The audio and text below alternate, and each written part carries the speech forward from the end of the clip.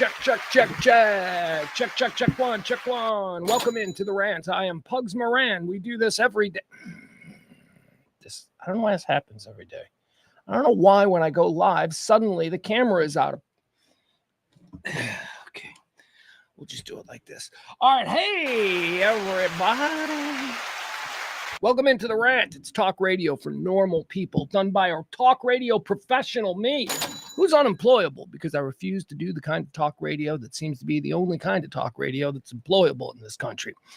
Right-wing political talk or sports. Although I do consider myself the finest sports talker the country doesn't know. Yeah, because I've never done it, but it seems so fucking easy. Oh, Pugs, that seems rather condescending considering you've never done it. I've done talk, okay? All you're talking about is a different subject. And if it's a subject you're passionate about, you could probably make it as entertaining as you can make regular talk.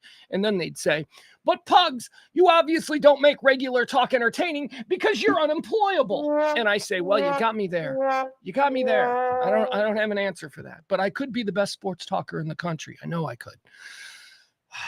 All it is stupid, uninformed, hot takes said with total confidence. That's all being a sports guy is. That's it. We're going to get into some of these sports guys today because we're going to do coverage of the draft. Oh, I'll show you. I'll show you how I'm a hot take machine. We'll get into that. Also, what else are we going to talk about today? We talk about normal things. We talk about things regular people are talking about. We don't go into politics. We don't get into really divisive shit. I don't care. Right? I'm going to say stuff. You're going to disagree. We're going to move on. We're still going to be friends. Maybe we'll agree on the next topic. The show is for the 70% of us who are normal.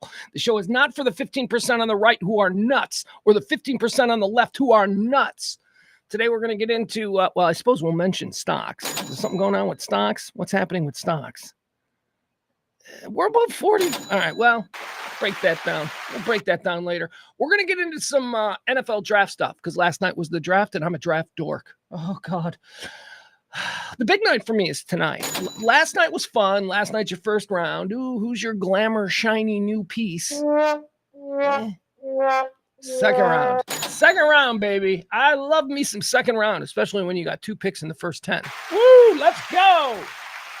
All right, so we'll break down Cowboys draft. We'll break down interesting stories and just observations that I had from the draft last night. I got some observations, man. Like, we're going to talk about the clothes that these kids are wearing. Oh, they're the worst. We just have no style anymore. We have, well, I mean, style, I guess, is, style is relative. What we don't have is any tethering to the classic rules of fashion. Those are all gone. Those are all gone. There's a reason that men for like 200 years could get away at a formal function wearing the exact same thing, a penguin suit. It's because there are classic formal attire. Look, we're not women. We can't peacock. We're dudes. Anyway, we'll get into that. Idiots. And I understand it might be cultural. There might be some cultural reasons that certain young draft picks dress a certain way. Well, I'll get into all of that.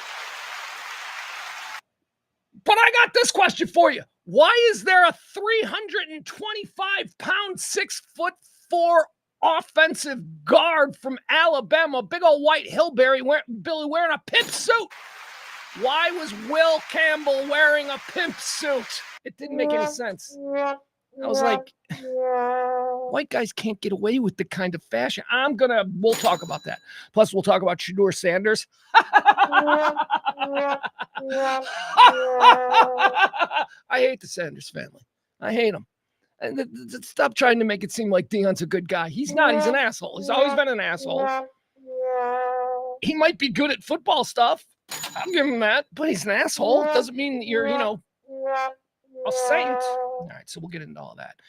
We also have more news on something we've been covering all week, which is the Shannon Sharpe situation. That's right. There's more news on that. Shannon Sharpe. We're going to talk about breaking news concerning everybody's favorite fool, George Santos. Got news about him. Got some cool video of some good Samaritans stepping up and being good Samaritans. We'll talk about that. And the owner, the dude who runs Netflix, is talking shit. He's talking all kinds of shit to theater owners, and he's talking all kinds of shit to traditional studios there in Hollywood. It's pretty cool. And we'll also get into a new study that actually tries to put a number on what age should you stop partying. For a lot of us, it's too late. Let me tell you, I know the age. A lot of us, it's too late. The age that science believes you should stop drinking, partying, staying up late, smoking, doing all of that stuff. All right, we'll get into that, plus a whole bunch more. Got a whole bunch of stuff that we're going to talk about on today's show. Let's see here, though. We do the show in four segments, I call them. The 4 segments are because I perform the show as a stream of consciousness, which is just me talking. No breaks, no commercials, no songs, no nothing. Just me, all by myself talking. And you, the glorious chat room. And so in order to not get lost in all this mess with the stream of consciousness, I've created 4 quarters, 4 categories, 4 segments, if you will. The first one, this day in history. We call it antecedently on this day because I'm fancy like that. But it's just this day in history. We talk about events that have helped shape our understanding of this particular day throughout time. Quarter 2, we'll get into birthdays, celebs and whatnot, having birthdays. We're going to, take the piss out of some of them, and others will be like, nah, that's a cool dude. Happy birthday to him. We'll do that. We'll decide. That's quarter 2. Quarter 3 is deads.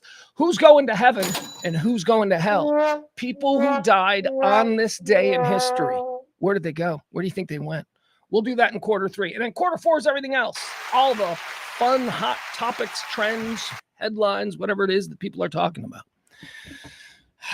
Again, we don't do Trump. We don't do politics. We don't do Washington. We don't do, look, if something's big, if a nuke goes off in Ukraine, I'm certain that we'll talk about it. But other than that, I'm not going to get into the day in and day out nonsense that is occupying all other radio options, talk radio options.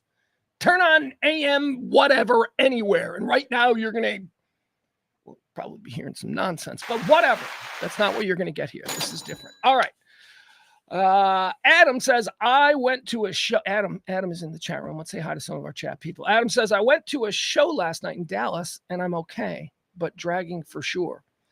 Adam, you are past the age that science says you need to stop partying. Adam is past that age. All right, I'll tell you what that age is.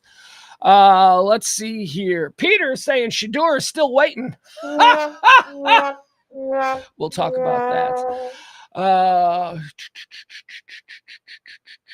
Who else we got in the chat room? Let me just let me say hi. Who was first? Who did I see first? Was it Peter? I think Peter's in first, and that stands to reason because Peter is today's executive producer of the show. That's right.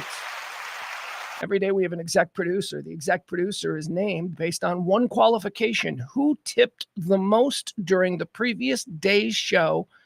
Peter locks down that honor. Thank you, Peter. I hear Peter was supposed to come out to trivia on Tuesday, but he blew it off. So, this fixes it. Thank you, Peter.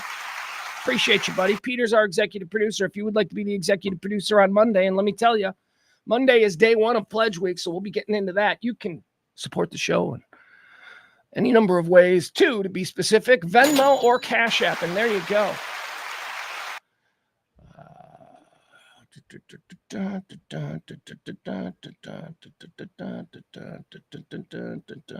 Let me see who else we got in the chat room.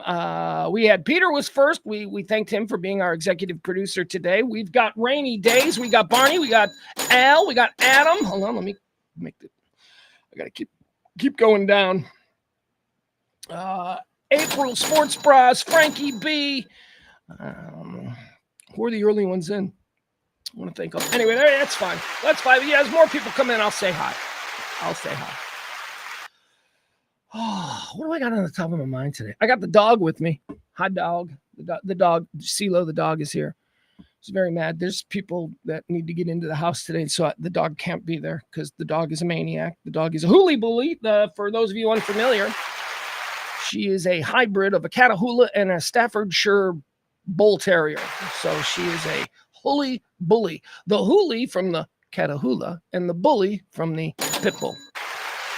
And she's not nice. I mean, she is nice. She's very loving. Oh my God. She is the most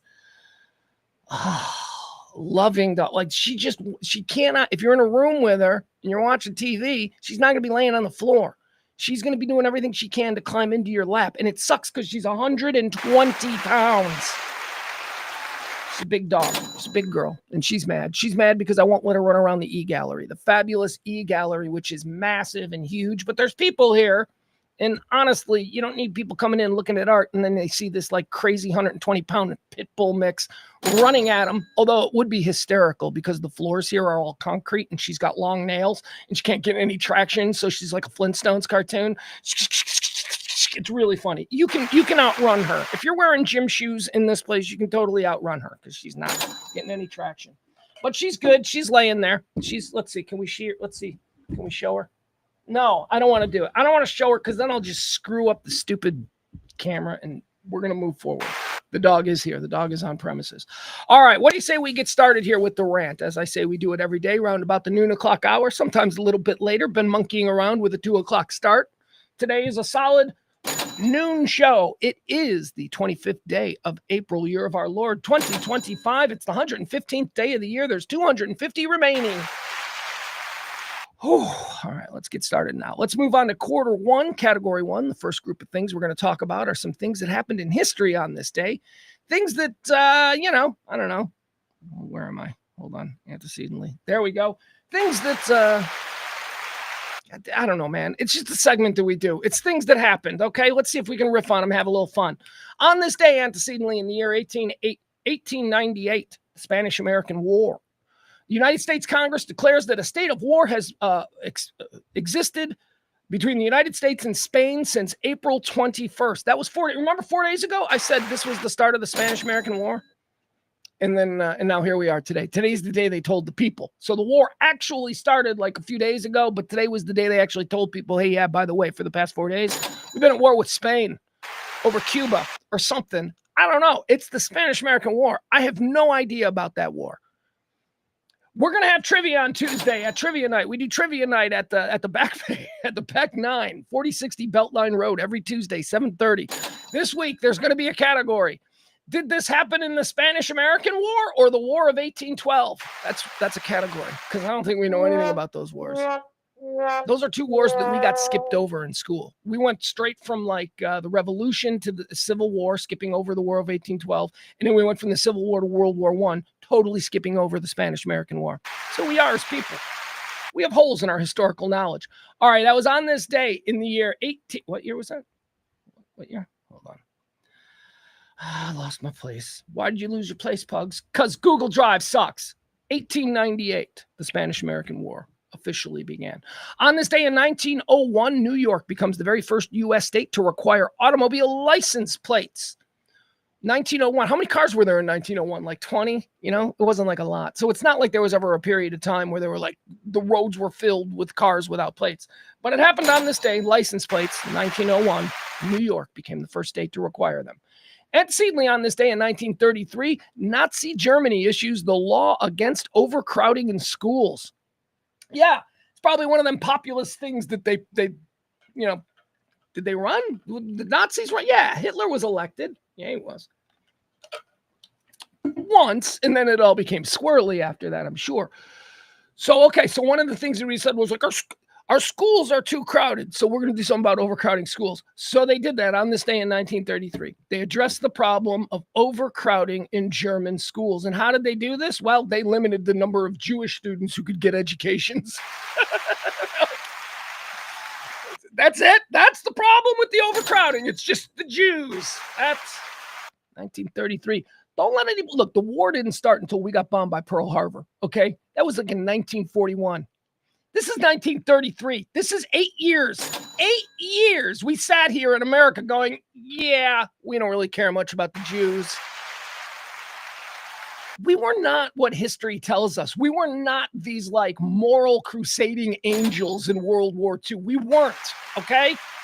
Jesus, there was a boat, was it the USS? No, not the Roosevelt, the USS like St. Louis or something.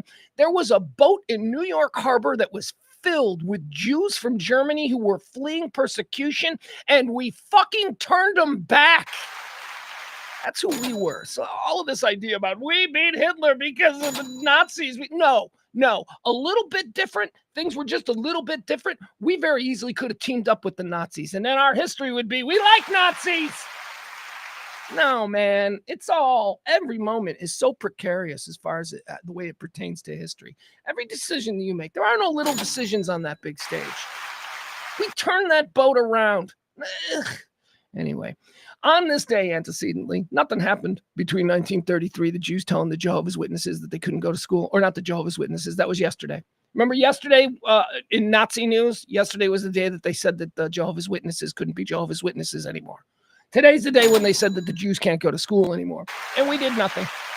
But nothing happened between then and 1933 and 1983, because that's the last one we've got here in antecedently on this day. During the Cold War in 1983, remember this little girl, this adorable little girl? Samantha Smith is invited to visit the Soviet Union by leader Yuri Andropov. Yuri Andropov, he would die very shortly after taking office. Little American girl, Samantha Smith, invited by Yuri Andropov to come visit the Soviet Union after she wrote him a letter about the Cold War. Now, this was big news. I remember we had a whole class in school about this chick, because she was like our age. She was like a chick our age. It was very cool, man. She became a star, and she had a show on Disney and all that stuff. And then a year later, she died in a plane crash. Yeah. I believe Samantha Smith would have gone on to be a huge star in this country, but at 14, she died in 1984. Anyway, it was on this day that she received the invitation to go to the Soviet Union. It was a big deal during the Cold War. It was a big deal because it made Yuri Andropov seem nice, and we thought they were evil and mean. All right, that's going to do it. Antecedently on this day, let's move into some birthdays, talk about some celebrities, notable quotables, historical figures who are celebrating birthdays on this day, and let's decide if they suck or not. What do you say? Antecedently, born on this day. I like to say antecedently. I shouldn't have said it there. Born on this day, 1874, Guillermo Marconi. Guillermo Marconi. Italian businessman, inventor, developed Marconi's law, won a Nobel Prize. Invented radio, popularly thought to be the guy that invented radio. Marconi, born on this day in 1874. Born on this day in 1908, Edward R. Murrow. Edward R. Murrow was Walter Cronkite before Walter Cronkite. We don't have a Walter Cronkite anymore, but before Walter Cronkite, we had Edward R. Murrow, newsman, born on this day in 1908. Born on this day in 1932, here's an icon of Gen X. He died a couple of years ago. It was kind of sad. I don't think I know what he sounds like. I don't think I know what this man's voice sounds like, because whenever I see him, I think of Scatman Crothers. Remember Scatman Crothers, the bald guy from The Shining? The guy, remember him? But Scatman Crothers, he was also Hong Kong Phooey, and he did a whole bunch of animation voices. Well, I think Scatman Crothers was Meadowlark Lemon in the Harlem Globetrotters cartoons of the 1980s. Meadowlark Lemon, Harlem Globetrotter. When I was little, I used to love the Harlem Globetrotters. No idea that was a bit. No idea. I just thought they were really that good. And I thought like the Washington Generals were a real team. I'm stupid. Just Meadowlark Lemon. Harlem Globetrotters, great. Born on this day in 1932. Born on this day in 1940, it's Al Pacino. American actor and director. Director, really? We don't think of Pacino as a director. I know he made a couple of movies, but nothing we've ever seen. Let's just put it that way. Al Pacino, the actor, though, we've seen a lot of his stuff. All right, here we go. Al Pacino draft. It's Al Pacino's birthday, born on this day in 1940. So here's what I'm going to give you. I'm going to give you not his best movies, because, again, that's all relative. Who knows what Al Pacino's best movie is? Scarface, Godfather. Who knows? But I'm going to give you my favorite Al Pacino roles on this. His birthday, born on this day in 1940. How old is he? 60, 78, 85 years old for Pacino. All right, number one favorite role of Al Pacino comes very early on in his career. It would be that of Michael Corleone in The Godfather. Yeah, come on. Really? It's Michael Corleone, man. That's number one. Number two. Now we're going to go deep, because this is an Al Pacino movie that I love, that I used to watch. I think I started watching this when I was like 8, 9, 10 years old. It used to come on. I don't even know why I know this. It used to come on ABC. It was always like the ABC Sunday night movie of the week. And they would air movies, grown-up movies, and we only had 3 channels, so it didn't matter if you were 9. You were watching a movie that was intended for 40-year-olds.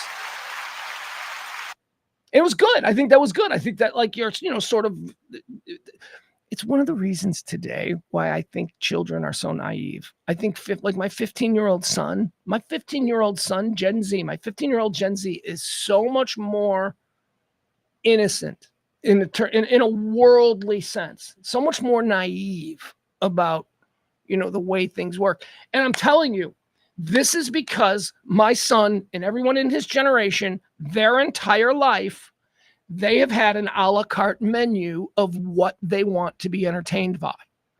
A kid of this generation can go and look at a screen and choose whatever SpongeBob SquarePants episode they want, and they'll watch that. And they'll keep watching that shit until they're 11, 12.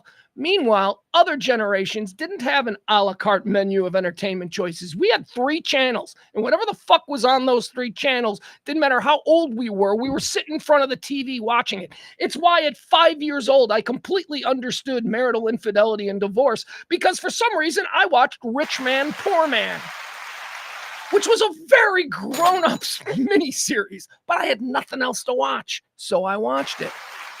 That's one of the reasons I think Gen X is like so much more like in tune with the way people really are. And we look at millennials, who also were the beginning of the a la carte.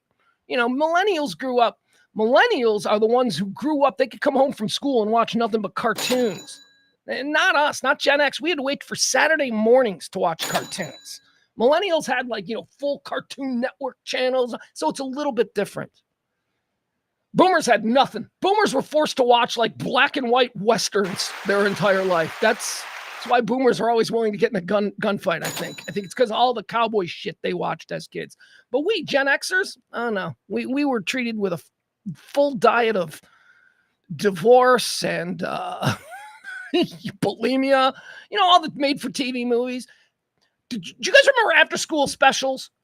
Those after-school specials would not be allowed to be shown to kids today. They wouldn't be. They'd be like, no, you can't show a kid a story about a 15-year-old who's a stoner. What do you mean you can't? Anyway, one of the movies that I was forced to watch is number 2 on our Al Pacino chart. Al Pacino draft, the first one was Godfather. Number 2 in my Al Pacino draft, a movie I should not have been watching at 9, Dog Day Afternoon. Dog Day Afternoon! Such a good movie. Attica.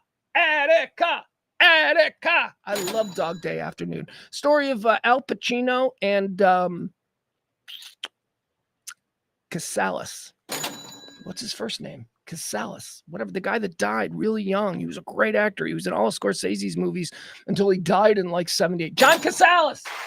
Yeah, so Dog Day Afternoon is Al Pacino and John Casales. They rob a bank. It's a true story. They rob a bank because Al Pacino's dating a tranny in like 1975, and they need to rob the bank for money for a sex change operation for his tranny girlfriend, boyfriend, whatever. I don't know.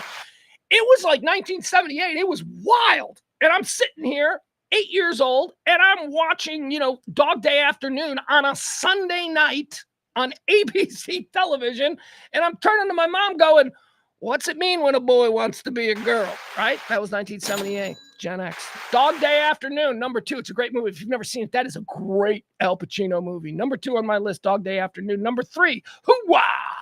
I love me some Scent of a Woman. I love that character. That character that Al Pacino played, the retired military guy who was blind, that character in Scent of a Woman is tremendous. I think he won an Oscar for it, didn't he? Number 3, favorite Al Pacino performance, Scent of a Woman. Number 4, let's just get it out. I mean, it could have been number 1. A lot of people's lists would have had it number 1. I moved it down to 4, but, I still respect it. Scarface. That's right. Tony Montana. Number 4 in the Al Pacino draft. First was Godfather. Second was Dog Day Afternoon. Third was Scent of a Woman. Fourth is Scarface. And 5 is another one of these movies that I saw on the ABC Sunday night movie starring Al Pacino. It's a legal drama. I was 9. I didn't understand the law, but I learned watching And Justice for All. And Justice for All. Number 5 on my Al Pacino draft. Oh, but you better believe that Al Pacino's had a body of work that is going to get some non-draft camp invites. That's right. Who are we inviting to camp from the Al Pacino draft? Well, we're bringing Donnie Brasco. We're bringing Any Given Sunday. It'd be silly not to. We're bringing The Irishman. Oh, that was such a good movie. He played Hoffa in The Irishman. We're bringing Carlito's Way. We're bringing Heat. We're bringing Serpico. And why not? We'll bring his first movie that brought him to the attention of Francis Ford Coppola and got him cast in The Godfather. We're going to invite Panic in Needle Park.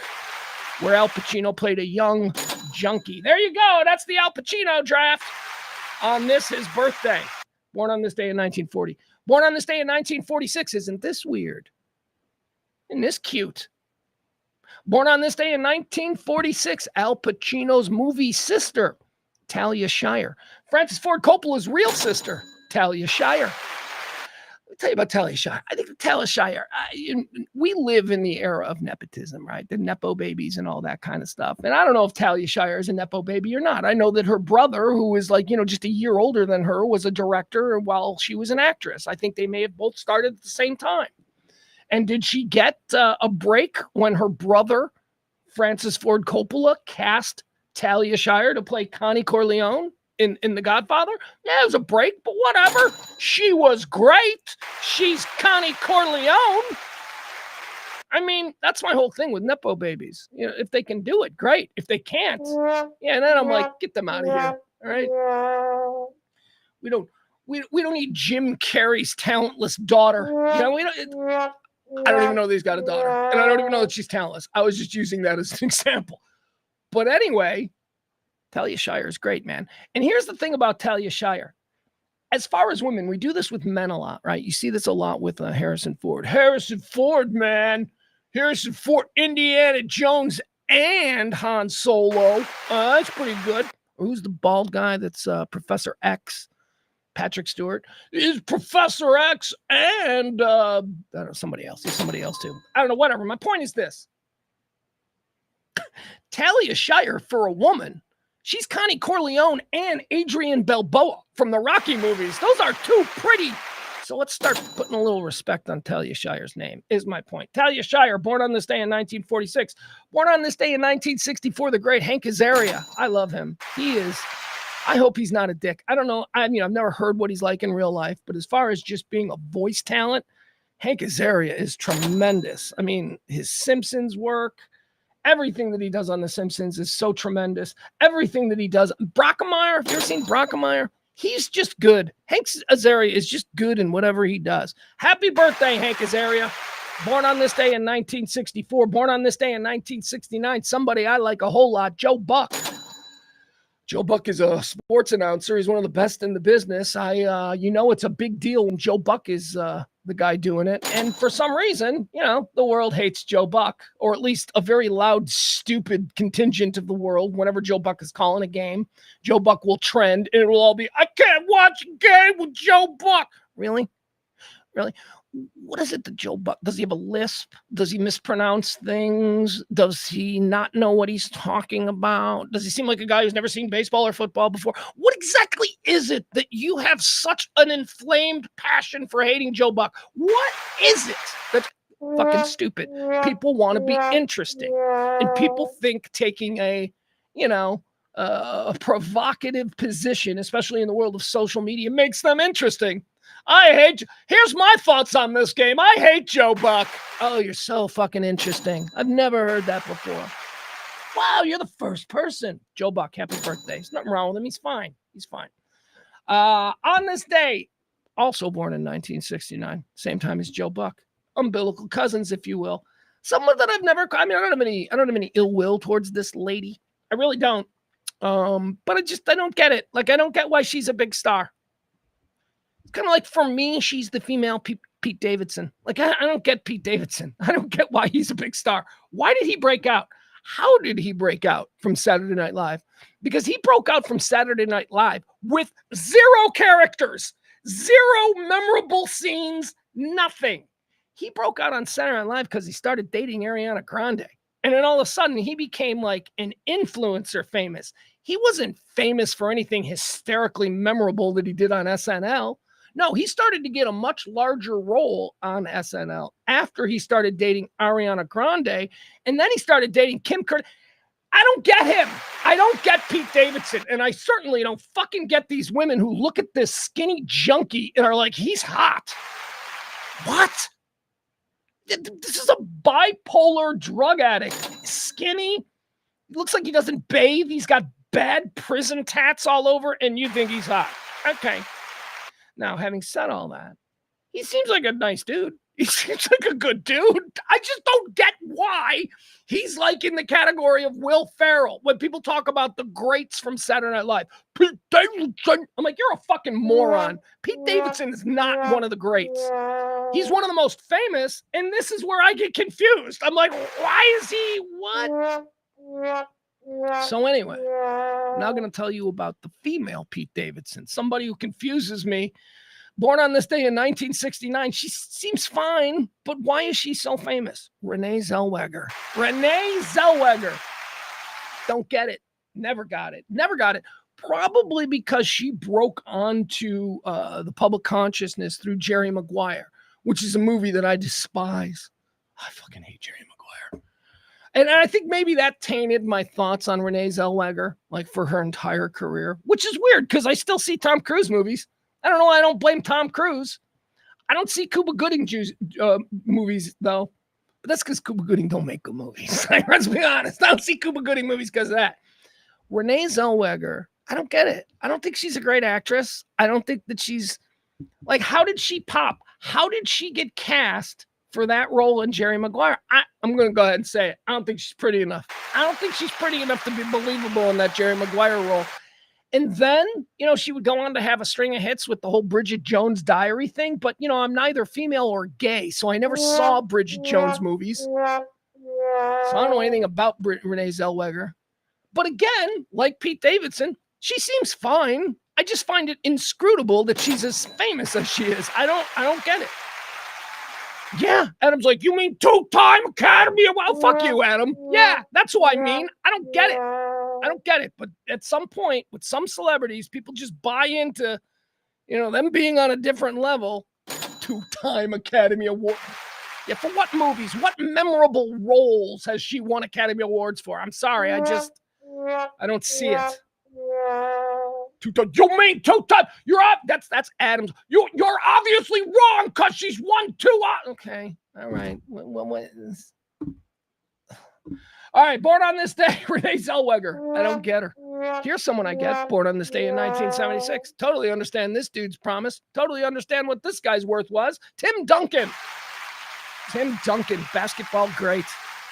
Seems like a nice guy. Don't even know if that's true. Like, what if Tim Duncan's an asshole in real life? Because here's the thing. Tim Duncan has resting puppy dog face. Like, when Tim Duncan is just, like, waiting for his name to get called in the doctor's office, Tim Duncan's resting face is, like precious pup. It's like this cute little, he's got like sweet, so you think Tim Duncan is like a really sweet natured, but what, he's an asshole. I don't know. I'm never going to meet him, so we'll never find out. There you go. Tim Duncan, born on this day in 1976, Tim Duncan. Let's do some deads, right? These are the people who died on this day. People who died. Let's figure out where they went based on what they did here while they were alive. Oh, look at this. Ladies and gentlemen, the first ever. The first time we've ever done this. Wow, look at that. This is the first ever Kiss, Marry, Kick corpse edition. That's right. These people are all dead. These three women all died on this day, and we're going to play Kiss, Marry, Kick. That's my version of Fuck, Marry, Kill. I find Fuck, Marry, Kill too vulgar. Well, then why do you say it? Well, I don't know for a fact. F, marry, kill, vulgar, kiss, marry, kick. One of these women I'm going to kiss, make out with, go home with, hook up with, never call again. One night stand. That's what kiss means. The other one I'm going to marry. Oh, we're going to get together. We're going to stay together. It's going to be beautiful. We're getting married. And then the third one, we're going to kick to the curb, right? We're not going to kill him. We don't need to kill him. That's too harsh. We're going to kick him to the curb. We're never going to call him again. We don't want to see them anymore. We don't want to have anything to do with them. All right, kiss, marry, kick. The corpse edition. All of these women are dead. All right, our first contestant here in Kiss, Marry, Kick. Dead on this day in 1995. Oh, by the way, she's going to hell. Let's just get that out of the way. She's going to hell because she's an actress. Dead on this day in 1995. Famed actress from Hollywood's golden age. Ladies and gentlemen, Ginger Rogers. All right, Ginger Rogers, right? Fred Astaire, Ginger Rogers. They're people your great-grandparents loved. They were awesome. This is Ginger Rogers. She was kind of, I don't know if she was a sex symbol. I don't know what she was, but there she is. She's got pretty blue eyes. She's got that bad hair. She's got that awful hair. I feel bad for our grandparents or granddads. Our granddads had to date chicks with bad hair. And by the way, this was all considered great hair back then. Ginger Rogers. All right, kiss, marry, kick. She's okay. That's all right. She looks like there's a lot of makeup on her, though. All right, whatever. There you go. Our first contestant in Kiss, Marry, Kick, the Corpse Edition. We're going with Ginger Rogers, dead on this day in 1995. She went to hell because she's an actress. Dead on this day in 2002. All right, here we go. Here's another one. This one we're doing Kiss, Marry, Kick. One of these we will make out with. The other we're going to marry. The other we're going to kick to the curb. Ladies and gentlemen, it's Lisa Left Eye Lopez of TLC. That's right. Left Eye. Left Eye died on this day in the year 2002. Lisa Left Eye Lopez, of course, of TLC. I make no decision. She always had. I always thought that was kind of hot. She had like the little football thing under her left eye. Get it? Because she's left eye. Why was she left eye? She got a glass eye. Is one of her eyes dead or something? Lisa Left Eye Lopez. All right. She's kind of a thing. She's cute. She's definitely cute. Like the way she dances. Lisa Left Eye Lopez died in a terrible car accident on this day in 2002. We do need to mention, though, she comes with baggage, well-documented baggage. She was, of course, in a long-time relationship with Atlanta Falcons star wide receiver Andre Rison. Andre Bad Moon Rison. In a long-time relationship with Andre Rison, and apparently he cheated on her or something. So while he was at practice, she took all of his gym shoes, and he had quite an extensive collection of gym shoes. She took all of his gym shoes, she put them in his giant sunken tub in his master bedroom, poured gasoline on it, and then burnt his $5 million mansion to the ground. So when considering Kiss, Marry, Kick, we have to have all the background. Lisa Left Eye Lopez. Kiss, Marry, Kick. She's a crazy one, but man, she might be fun for a night. I'm just saying she might be fun for a night. All right, and now let's round this edition of Kiss, Marry, Kick up, the Corpse Edition. All three of these ladies are dead. We're going to decide who we're going to kiss, who we're going to marry, and who we're going to kick. Let's go with this lady. How about B. Arthur? There you go.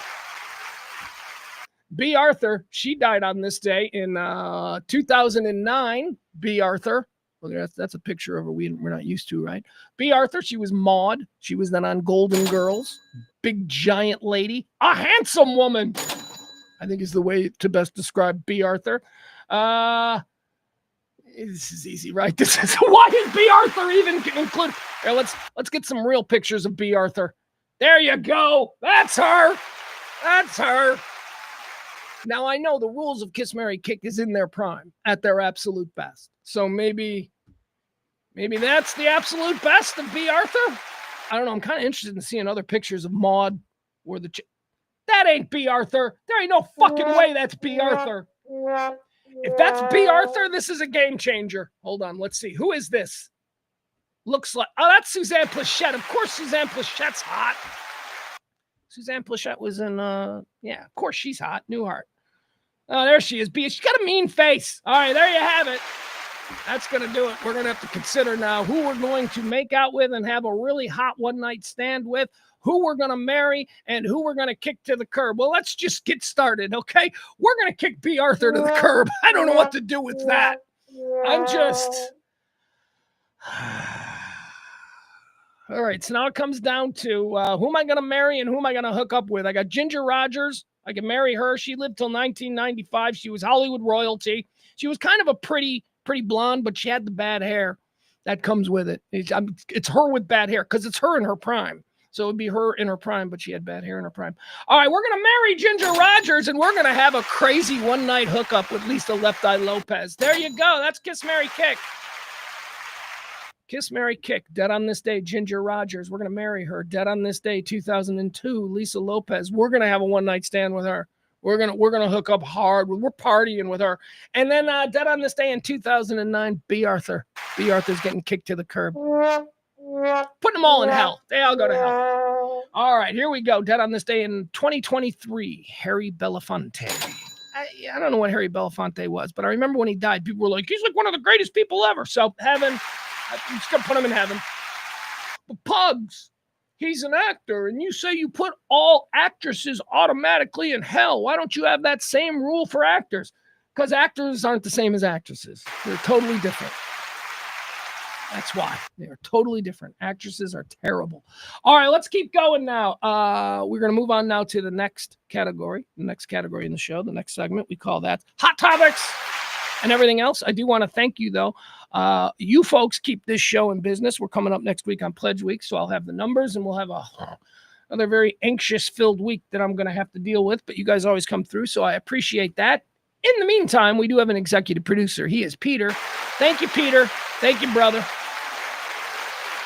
Al has an interesting take. Al thinks that B. Arthur might be freaky. Yeah, I don't think that at all, Al. I don't think B. I think it might be traumatic. I think it might be a very weird. B. Arthur's like 6 foot tall. She's like a big, healthy-sized woman. Her face isn't like, she's not even like sometimes women can be like big, giant, handsome build women, but they have pretty faces. So you can be like, oh, she's got pretty. That ain't B. Arthur. B. Arthur is. She's never hot. She was never hot. What does Al say here? What's his list? He says he's going to hook up with Lisa Lopez. He's going to marry Ginger, and he's kicking B. Arthur. Al and I are in lockstep. Barney says, kiss Lopez, marry Rogers. Yeah, I think that one's kind of obvious. Do we all kind of feel the same way? I think so. No, not really. Peter says he's kicking Left Eye for sure. She will, but no, that's why you're doing a one-night stand with her.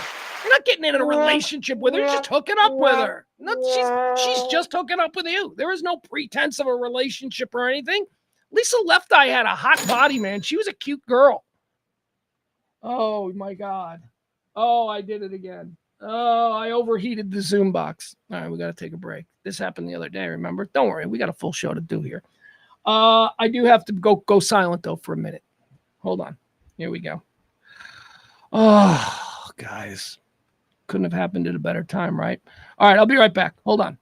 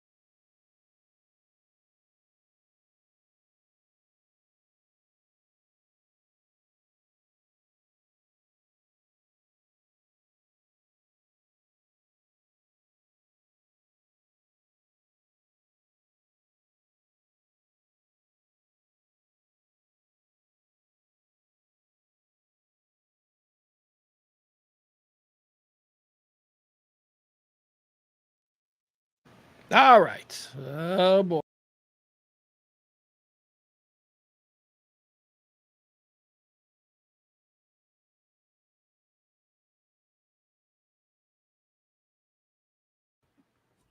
All right, let's try it. How's that? All right. Let's see. Hopefully the microphone is back working.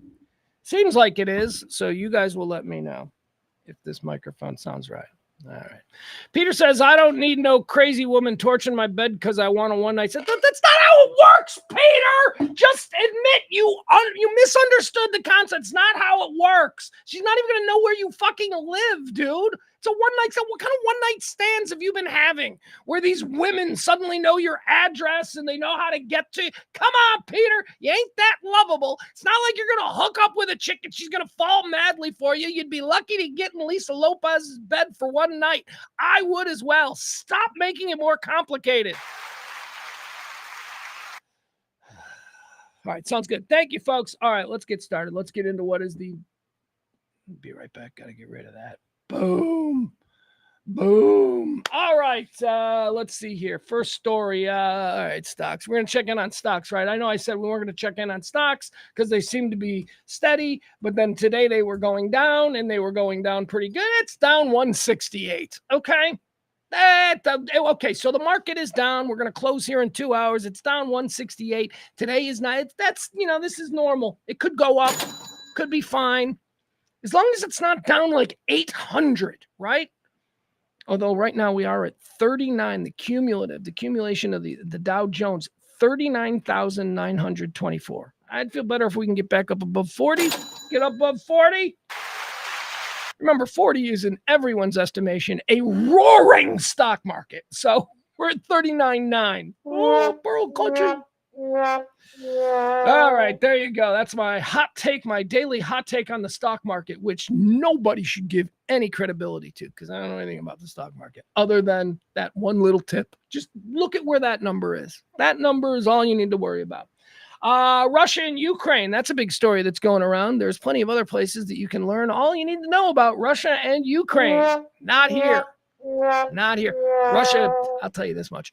Russia is apparently using North Korean bombs. And that's, I know like the average guy sitting, at his computer's like, so what? No, that's kind of a big deal. That's kind of not to us normal people, but to smart people who make all the decisions that are in our best interest, or at least we hope they're in our best interest. Yeah, that's right. I think of a positive deep state. You guys are all like, the deep state sucks. No, I disagree with you. I think that the deep state is good. I think that they're nice people. Why can't we? If we're making all of this shit up and we're all existing in a fantasy world, why can't I pretend the deep state is working in our best interest and that you people are all nuts?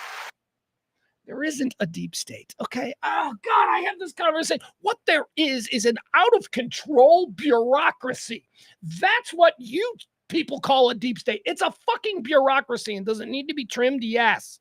But is there like some lizard man in the basement of the Pentagon who's making all these? Fuck you, you idiots. You morons.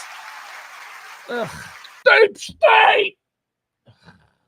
That's what people who don't understand the government, that's what they think. Deep state, lizard people in the basement of the Pentagon. Although, when you learn about the actions over the years of the Gang of Eight, it does kind of go, they're kind of a deep state organization. The Gang of Eight is real. And, we can't, if we're going to be, if we're going to be critical of decisions being made without us being completely in the loop on it, well, that is a thing. All right, let's talk about the draft because I want to talk about the NFL draft. Why? Because it's all I got on my mind right now. I'm still very excited. My second round, my team's the only team in the league that has 4 picks in the top 80, top 70, something like that. 4 picks in the top 100. I know but we've got it's even better than that. We got 2 second round picks. Tonight when the draft restarts, my guy's going to be picking at 39 and then again at 41. So we're looking our chops. We know what's still out there and we know what we really like. So good. Cowboys, I'm not sure where the Cowboys pick. Where do the Cowboys pick in the second round? 43, 44. Where would they pick? Do they pick? I don't know. Anyway, that doesn't really matter. I'm not as focused on the Cowboys. You know what I'm happy about? My son, who is 15 years old, who is a split squad guy. He loves his Cowboys because he's born and raised here, but he also loves his Bears. What I love about my 15-year-old kid is that he is way more excited about the Bears than the Cowboys. He's like last night's draft was all about, like, when the Bears were done picking at 10, my kid's on the phone. I'm talking to him on the phone. By the way, I predicted the Bears pick. He was very impressed. He was like, wow. I'll get to that in a minute. I impressed my son. Where was I? Anyway, after the Bears picked at 10 and the Cowboys were on the clock at 12, I expected to switch our conversation to all Cowboy stuff. But no, he immediately went to 39. He immediately started figuring out how how Hampton could drop to 39. I mean, it didn't happen, but I made a note of that. I was like, oh my God, you're more interested in what the Bears' next pick at 39 is than what the Cowboys' first pick is at 12. Tyler Booker. Cowboys made a good pick. Cowboys made a good pick. And I didn't have much faith in the Cowboys making a good pick here. Cowboys picked at 12. They took a guard out of Alabama, Tyler Booker. Tyler Booker played guard. Tyler Booker will be a guard. Tyler Booker be your guard, one of your interior cogs for the next 10 years. It's a good pick. It's not a flashy pick, right? It's not the kind of pick that we as fans get all excited about. It's not somebody that but nobody, in 94, you took Larry Allen in like the third round and people were like, man, whatever. Meanwhile, Larry Allen, they're carving his head into the side of Mount Dallas. There's no such thing as Mount Dallas. But if there was, Larry Allen would be one of those Cowboy greats. So Tyler Booker is a good pick. It's a good pick. It's a smart pick. It's a solid pick. I really thought Jerry was going to do something stupid. Didn't you think Jerry was going to do something stupid? He didn't. He got the best player available for what is obviously a need with the Cowboys. They need trench guys. They need new offensive and really interior defensive linemen. So Cowboys did good. Good for them. Tyler Booker. My Bears, I impressed my kid to no end. Like, I don't know, about 10 minutes before, the Bears picked at 10, he was like, okay, so what is our final prediction? And here is what I sent to my son. Ashton Gentry was gone. I didn't want Ashton Gentry. He's too expensive in a draft that is super deep with running backs. You can get a running back later who, could very well be better than, Ashton Gentry. He played at Boise. Again, I don't need to see him breaking away from, Eastern Idaho Tech linebackers. I don't know what that is. I know what Trevion Henderson is in Ohio State. Right? I know what that guy is. So I know what the kid from Iowa, Caleb Johnson, is, right? He ran against the Big Ten. I know what that is. That's good. So Ashton Gentry, I wasn't that heartbroken when he went to the Raiders. Kind of figured it. But my son's like, all right, so who are we going with now?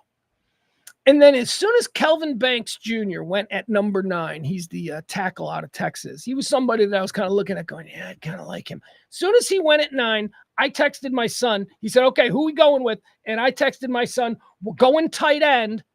It's probably going to be Tyler Warren, but I would prefer Colston Loveland. Boom! I said it. I got it right here. Yeah, I can show you that text. How do I show you this text? Where is it? How do I prove that once again, just like I predicted 2 years ago on opening day that the Texas Rangers would win the World Series and everybody laughed at me, I correctly predicted who the Bears would take. Now, here's what's interesting about the choice of Colston Loveland. Oh, God, here goes Pugs. He's going to do draft stuff. Fuck you. It's draft day. You know what? It's a Friday. Next week is going to be a pledge week. I'll work extra hard doing the kind of content that we typically do on this show. But I'm a draft nerd, and I am talking about the draft for the next few minutes. All right, so here's what happened. So Tyler Warren out of Penn State was considered, he's the best tight end in the draft, right? So he's considered. That's what a lot of people said. Now, a lot of other people were saying, no, Colston Loveland's the best one in the draft, but whatever. So Tyler Warren started to explode on mock drafts about a month and a half ago. He was never really promoted that much, but all of a sudden now in the mock drafts, he's the definitive number 1 tight end. So Ben Johnson, the new head coach of the Chicago Bears, starts doing all of these interviews, and they're asking him about who he wants. And now he's a guy that runs a 2 tight end set. He loves 12-man.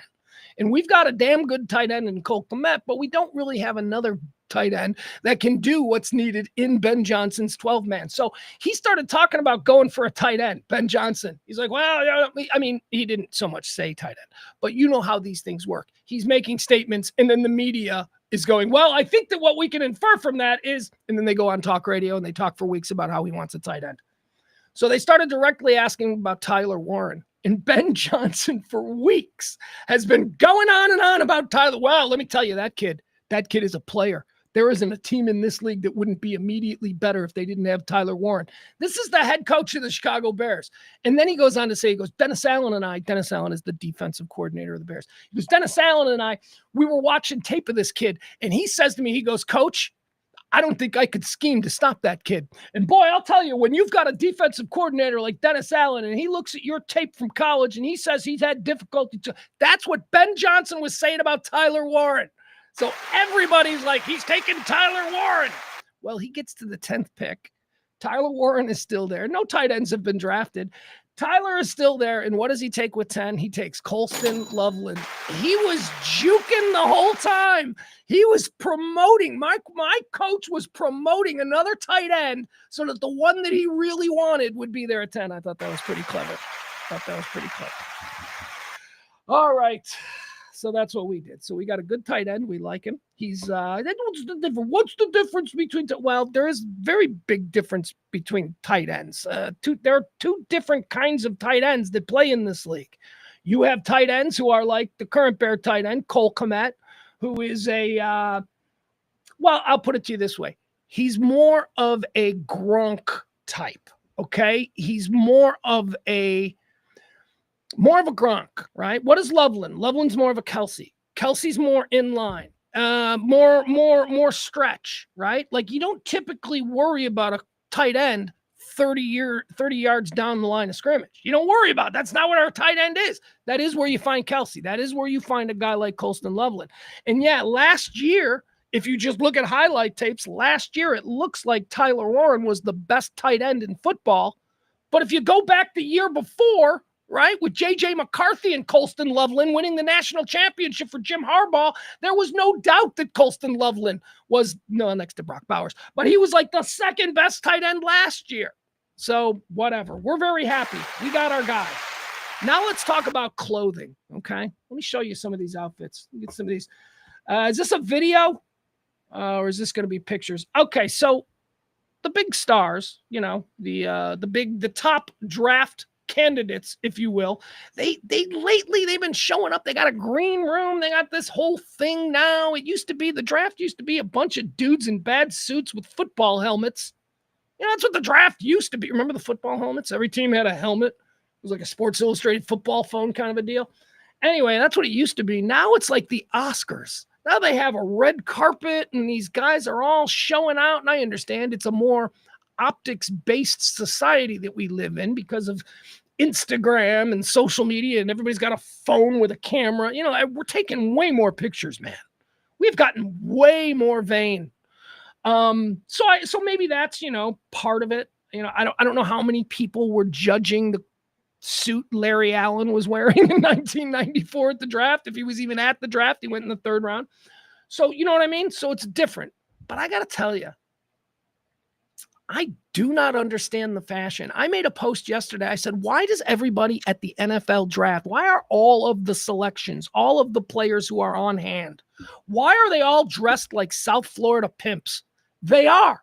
They are all dressed in a manner that had always been considered grotesquely flamboyant, tacky, without any sense of the laws and rules of fashion, because there are laws and rules of fashion. Oh, you don't think they are? I'm just creative. I'm just an interesting. No, you go talk to like Calvin Klein. You go talk to these like top fashion designers. There are fucking rules that they adhere to. Classic rules of fashion.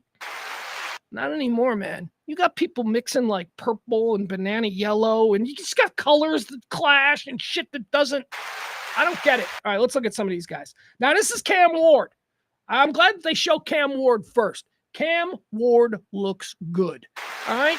I mean, he looks like he manages a strip club, right? He looks like he's taking you to your table at a nice. He looks fine. Black pants, black jacket, black shirt.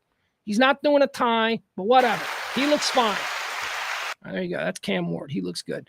They don't have a picture of the guy that I want to show. All right, who is this? Who's this? This dude changed outfits. This is Travis Hunter. All right, let's look at Travis Hunter's outfit. Let's see what he's doing.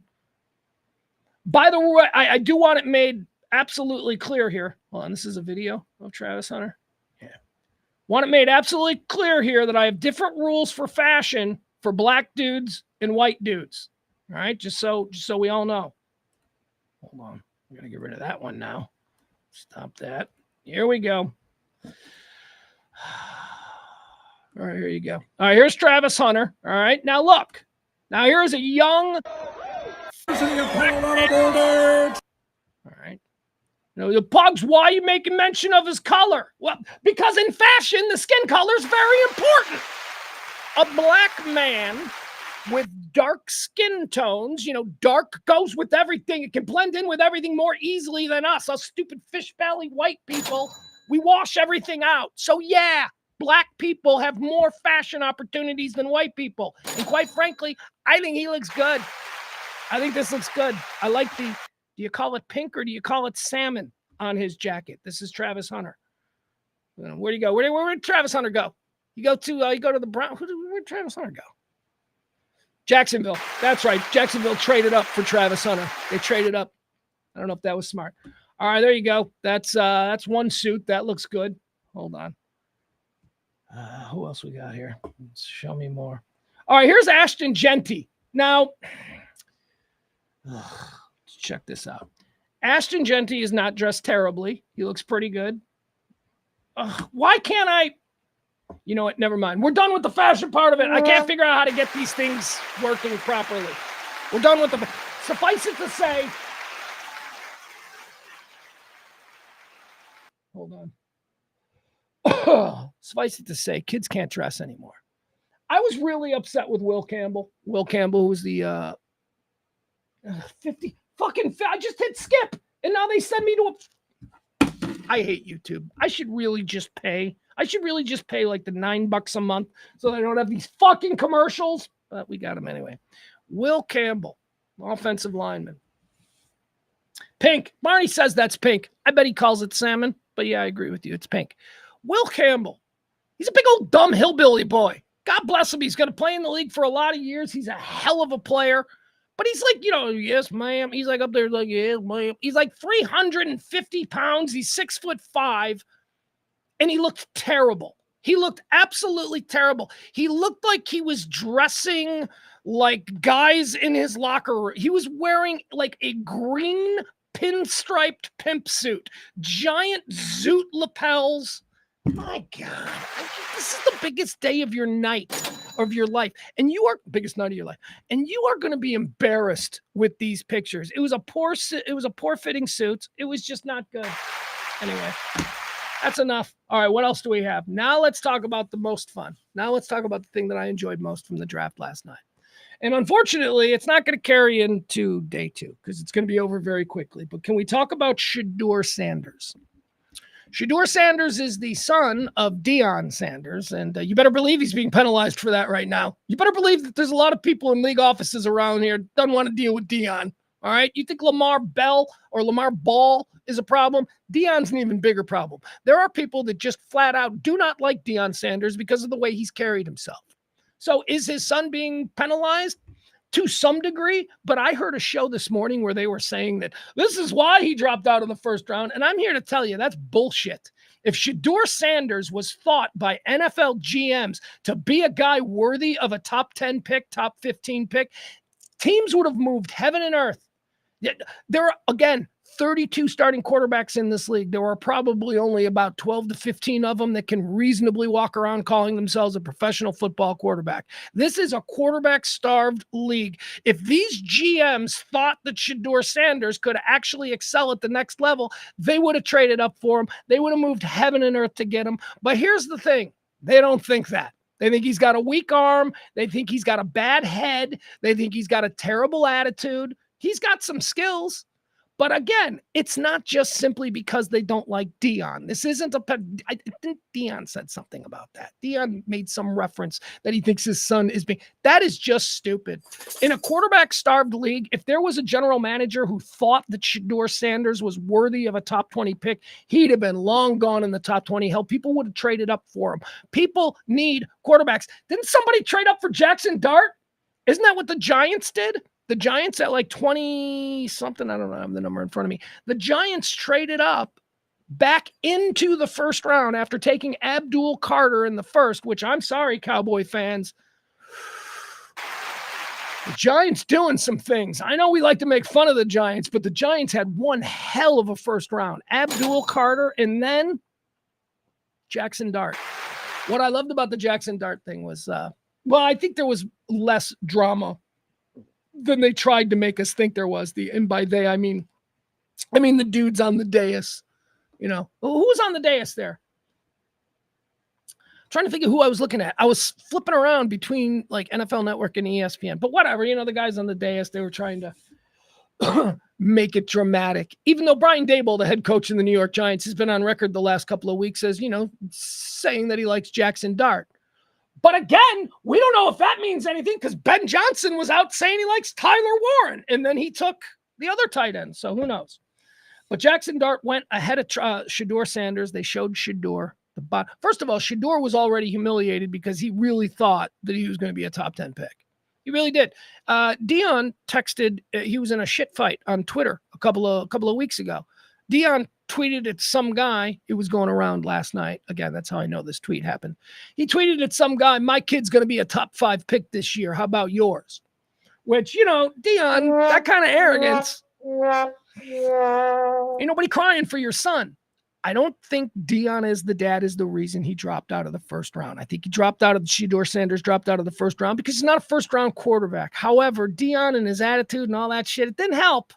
Didn't help. You know, if somebody was like gonna take a gamble on Shedeur Sanders at the bottom of the first round, they're like, you know what? Why not? Why don't we take this? Why don't we just go ahead? You know, the position the Giants were in. Why don't we just go ahead and take this guy? We need somebody. Let's bring him in. He's possibly a first round quarterback. Nobody did that. Now that may have been because of Dion. That may have been just because they're like, yeah, all things being equal, we don't need to deal with that guy. Now, why is this not going to be such a ongoing thing tonight as we head into night 2 of the draft? It's because Cleveland's picking with the 33rd pick. Cleveland's up on the board. Cleveland's taking Shedeur Sanders. You can book it. Shedeur Sanders is going to go first in the second round. So there you go. Of all that, so Shedeur, you can have that moving forward with your humble ass. You can just go through life knowing that of all the guys who were considered the best, you weren't one of them. But of the rest, you were the first one taken. There you go. Shedeur Sanders was funny because he kind of anticipated that he was going to have a slide. And one of the things that we look for in the draft is who is the quarterback that the camera's going to hang on in the green room and we're going to watch him slide. Famously, this happened with Aaron Rodgers, but it also happened with Brady Quinn. Brady Quinn was the one that I really remember because Brady Quinn was thought to be a top 5, top 10 pick. And then he just started dropping, and the ESPN cameras just fixed on him with every pick where somebody else is going ahead of him. So it became kind of dramatic, one of the things that we enjoy. Who's going to get hung out to dry in the green room? Shedeur Sanders, I think, had some feeling that maybe he was going to fall. So he said last week that he would not be attending the draft. People were like, and he's like, I'm not going to be attending the draft. I'm going to be doing the draft from my house. Apparently he's got a house in Canton, Texas, somewhere. You know, Canton's like south east of here, Dallas, or maybe east north of here. I don't know, whatever. It's out that way. It's not too far, Canton, Texas. So they had all the cameras there, and Shedeur Sanders built his own draft room in his house in Canton. He built a room. But this is money. This is having excess money. This is also the kind of thing that I think GMs look at and go, yeah, that's kind of fucking, that's going to be a lot. Hold on, I got to fix my eagle again. Come on, eagle. Come on, eagle. You can do it. All right, so I want to show you Shedeur Sanders' sad room that he had built. He had this room built because the cameras were coming to his house. Yep. He had this built because the cameras were coming to his house, and he's Shedeur Sanders, and he's going to sit there and he's going to, become a NFL football player. Here it is. Check this out. This is embarrassing. This is humbling. Here you go. Here's the room he built. Oh, Lord. It's got legendary with a dollar sign. He's legendary with a dollar sign. Of course, that's not first round dollar sign. That's a second round dollar sign, but whatever. So that's it. So that's the room that he had built. The cameras were invited in. He was going to be sitting in there when he was chosen with, one of the top 5 picks. Didn't work. Cameras hung out at there. Boy, that must have been awkward, right? The end of the night, the draft is over, and the camera guys are packing up. And they're like, so I guess we'll be back here tomorrow? Are we going to do this tomorrow? Yeah, look at this humble young man. Oh, Lord. All right, there you go. Draft night embarrassment couldn't have happened to a nicer guy, Shedeur Sanders, in his specifically built draft room, which it'll get used tonight. What is this? Hold on. What's something else on Shedeur Sanders getting passed over? I don't know why I pulled this. Oh, okay. So this comes to us from Awful Announcing. This is how it was covered yesterday. This is the moment that the New York Giants were on the clock. They had traded back into the first round, and their choice was Jackson Dart, quarterback out of Ole Miss, or Shedeur Sanders. And this is how, is this ESPN? I think this is how ESPN played it. By the way, I would say this.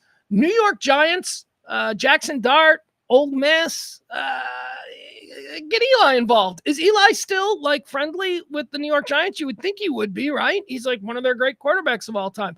Eli Manning's records were all broken at Ole Miss by Jackson Dart. Might that have something to do with it as well? As to why the Giants went Jackson Dart over Shedeur Sanders? I mean, how much influence, I guess I'm asking, does Eli Manning still have within the Mara family and the New York Giants? Because you better believe that Eli Manning still watches Ole Miss football and was watching Jackson Dart break his records.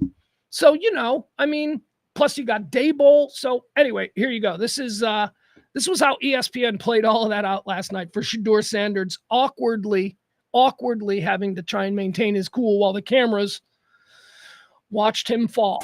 27th in per carry average allowed legs. There isn't any question, however, this has become now the story of the night. Shedeur Sanders, according to our draft day predictor, there was a 96% chance that he would be selected in the first 21 picks. All right, so let me just point that out, okay? Can I just, and by the way, we're going to tear down some draft gurus as well in a minute here.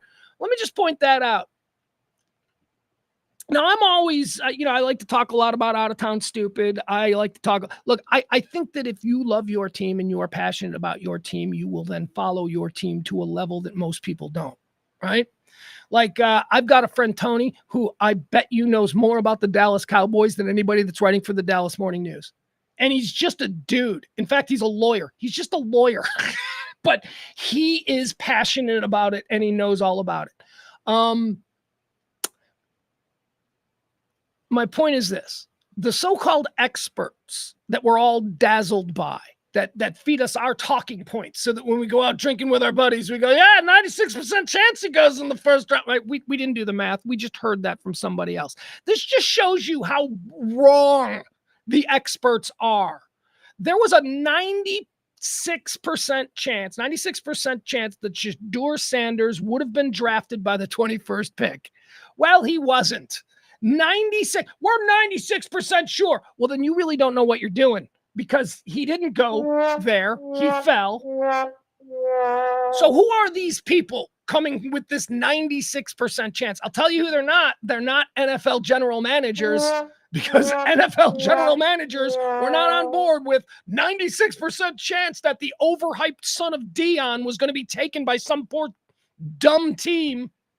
Entering this draft, 21 being the operative number with the Steelers. So we are now in that zone where we wait to see if any team chooses to trade up from the second round to make the aggressive move. We always act like we're in the 6th round of the draft right now, which Shedeur Sanders hasn't been picked. No. And we're still where Lamar Jackson wasn't taken. And last time I checked, the Baltimore Ravens took Hayden Hurst, a 25-year-old tight end at the time out of South Carolina. All right, you know what?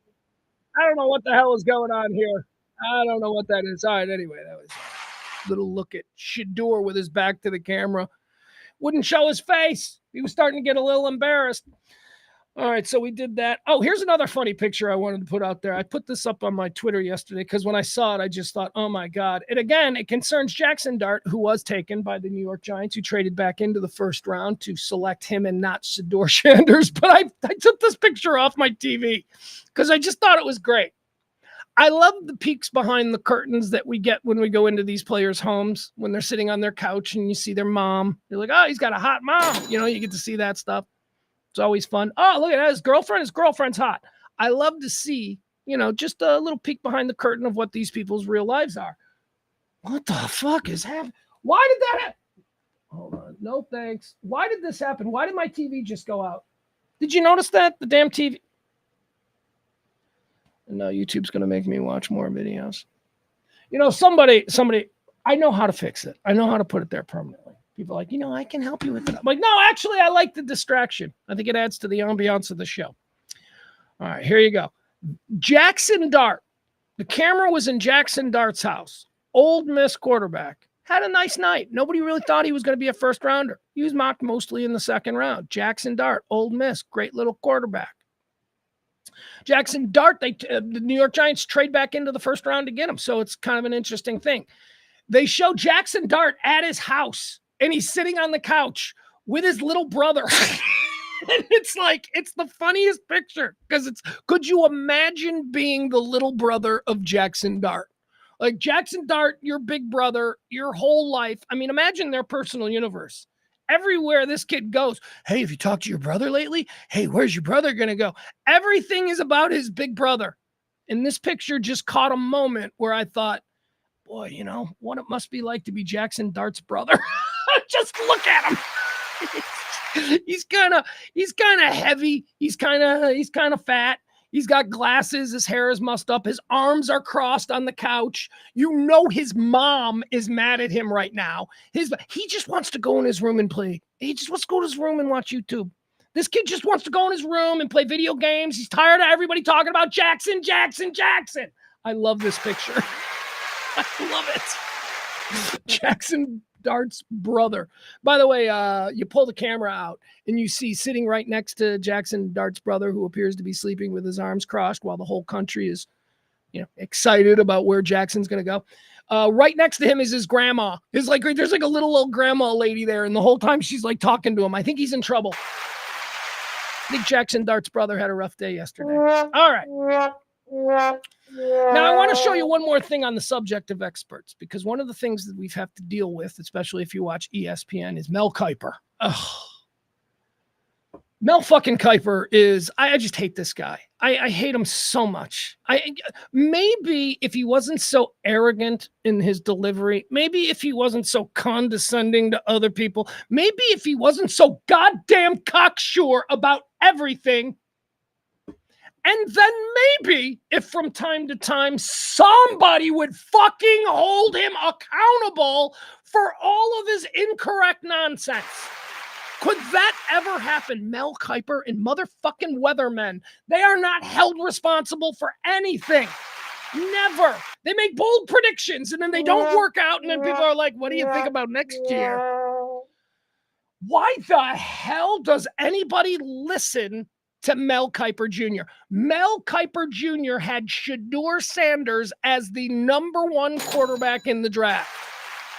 Mel Kiper Jr. sat there the entire first round trying to explain why the GMs weren't as smart as he was. Why are the GMs making this mistake? Let me take you back a few years. I found this yesterday because I was like, man, Mel Kiper just sucks so bad. Let me take you back to 1994. We talked about this draft, 1994, a couple of times because we mentioned Larry Allen. This was the draft that the Dallas Cowboys chose Larry Allen in the third round, I think.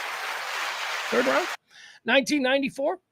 Mel Kiper famously got into a fight with my relative, Bill Tobin, who was at the time general manager of the Colts, the Indianapolis Colts. Bill Tobin was the GM. The Colts in this draft had picks 2 and pick 5. The Colts didn't have a quarterback. They needed a quarterback, blah, blah, blah. Whatever. Bill Tobin made his picks 2 and 5 back in 1994.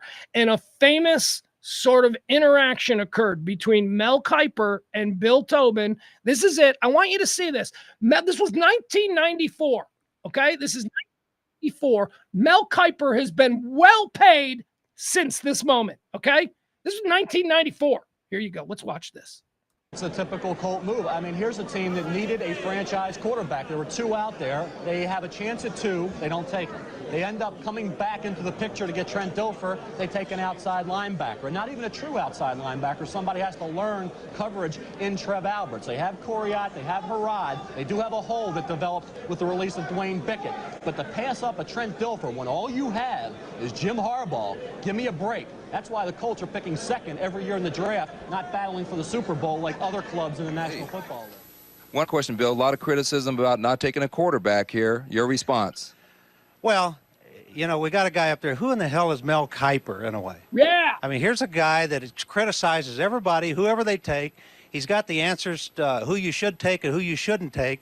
In my knowledge of him, he's never ever put on a jockstrap. He's never been a coach. He's never been a scout. He's never been an administrator. And all of a sudden, he's an expert. He's in our papers 2 days ago telling us who we have to take. We don't have to take anybody that Mel Kiper says we have to take. Mel Kiper has no more credentials to do what he's doing than my neighbor, and my neighbor's a postman, and he doesn't even have season tickets to the NFL. Bill Tobin obviously not going out to dinner tonight. Well, Chris, I'll tell you, I'm secure in my position. Obviously, Bill Tobin is not very secure in his position to have a response like that. It's a mistake. You cannot go with Jim Harbaugh and pass up Trent Dilfer. Forget it. That's why the Colts are the laughing. All right. Now, let me give you the postscript to that. That was the response after the Colts took the 5th pick. The Colts had already pissed off Mel Kiper with their 2nd pick. Mel Kiper wanted the Colts, Bill Tobin, to take with the 2nd overall pick, Heath Shuler. Heath fucking Shuler is why Mel Kiper was so pissed. Now, what we were listening to there was his response after the 5th, where Heath Shuler was already gone, and now Mel Kiper demanded they take Trent Dilfer. If you're not going to take the great Heath Shuler, you must take Trent Dilfer. Do you know who Bill Tobin had the gall to pick at number 2 instead of Heath Shuler? Remember, at number 2, Mel Kiper was going Heath Shuler. Do you know who the Colts picked? And Mel Kiper thought they were fucking idiots? Marshall Faulk. Hall of Fame running back, Indianapolis legend, Marshall Faulk is who they went with instead of Mel Kiper's pick, Heath Shuler. So fuck that guy. I just don't get why that guy, I don't understand why that guy is so heavily paid when he has absolutely never had any stripes. He never had any reason for he existed before the internet. Like, it's not even like he was a YouTube guy who just sort of elbowed his way into the conversation. No, he was a hangouter. He hung out at practices in Baltimore. He's from Baltimore. Oh, the story of Mel Kiper is ridiculous. Anyway, guy is the worst. Adam Rain, a Super Bowl winning quarterback, Trent Dilfer. Yeah, he did. He won the Super Bowl. Yeah. Maybe your team should have taken him number 2. Is he a number 2 quarterback? Yes, of course. He's the worst quarterback to ever win a Super Bowl. That's pretty much acknowledged.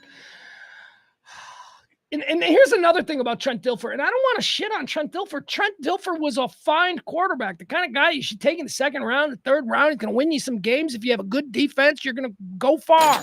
And that's what they did. Trent Dilfer won a Super Bowl on the backs of his defense. All right. Anyway, there you go. What else do we have? Do we have anything else? Nah, that's it, folks. That's our draft coverage. I don't even know when the Cowboys are picking today. I probably just Google that. That would be an easy thing to Google, but I don't want to. All right. What else? Some more news. Okay, some quick football news. More football news. Football-related news. This isn't really football. Shannon Sharp, we've been covering his little situation all week long. Shannon Sharp, of course, got some young hot girl, and she says he raped her. Whatever. It's all ugly. It's stupid, whatever, all that stuff. Here's the latest. So yesterday, Shannon Sharp announced that he would be taking a leave of absence from ESPN. He just signed a very big contract with ESPN. He also signed a very big $100 million contract, I learned, for his club Shay Shay, or that's tentative, like that's like in the works. And it's one of the reasons that Tony Busby, the attorney for Gabby Zuniga, who is the girl, Tony Busby is wanting more than the offer of $10 million to settle this thing. That's, by the way, off the table, because the threat was, give me money or we're going to release these tapes. And Shannon said, I'll give you $10 million to not release the tapes. And Tony Busby said, no, I want more. So anyway, here's the latest. Shannon Sharp, he says, let's see, this is what he posted yesterday. The latest, let's see, he says, my statement is found here, and this is the truth. The relationship in question was 100% consensual. Completely agree with that. No lies told. She was not in a relationship with the wealthy guy who wined and dined her. She was not in that relationship under duress. She was there 100% consensual. He goes on to say, at this juncture, I am electing to step aside temporarily from my ESPN duties. Translation, ESPN says, you got to go. You want to make the announcement so it doesn't look like you're being fired or put on suspension? That's what that is. He goes on to say, I, Shannon Sharp, I will be devoting this time to my family and responding and dealing with these false and disruptive allegations set against me. I plan to return to ESPN at the start of the NFL preseason. All right. Well, we look forward to seeing you at the Hall of Fame game. I like this part. I will be devoting this time to my family. Well, you ain't got no family. He ain't got no family. He's talking like he's some, disgraced major league infielder who got caught with a prostitute. And now he's going to go, spend time with his wife and kids. He ain't got no wife and kids. Shannon Sharp does have kids. Shannon Sharp has 3 kids. He's got 3 fully fucking grown adults who are out. He doesn't have little kids. He doesn't have to step aside from the public spotlight so he can go in his backyard and explain to his little children about why the whole world's making fun of their daddy. He doesn't need to do that. He's got adults. He's got adult kids.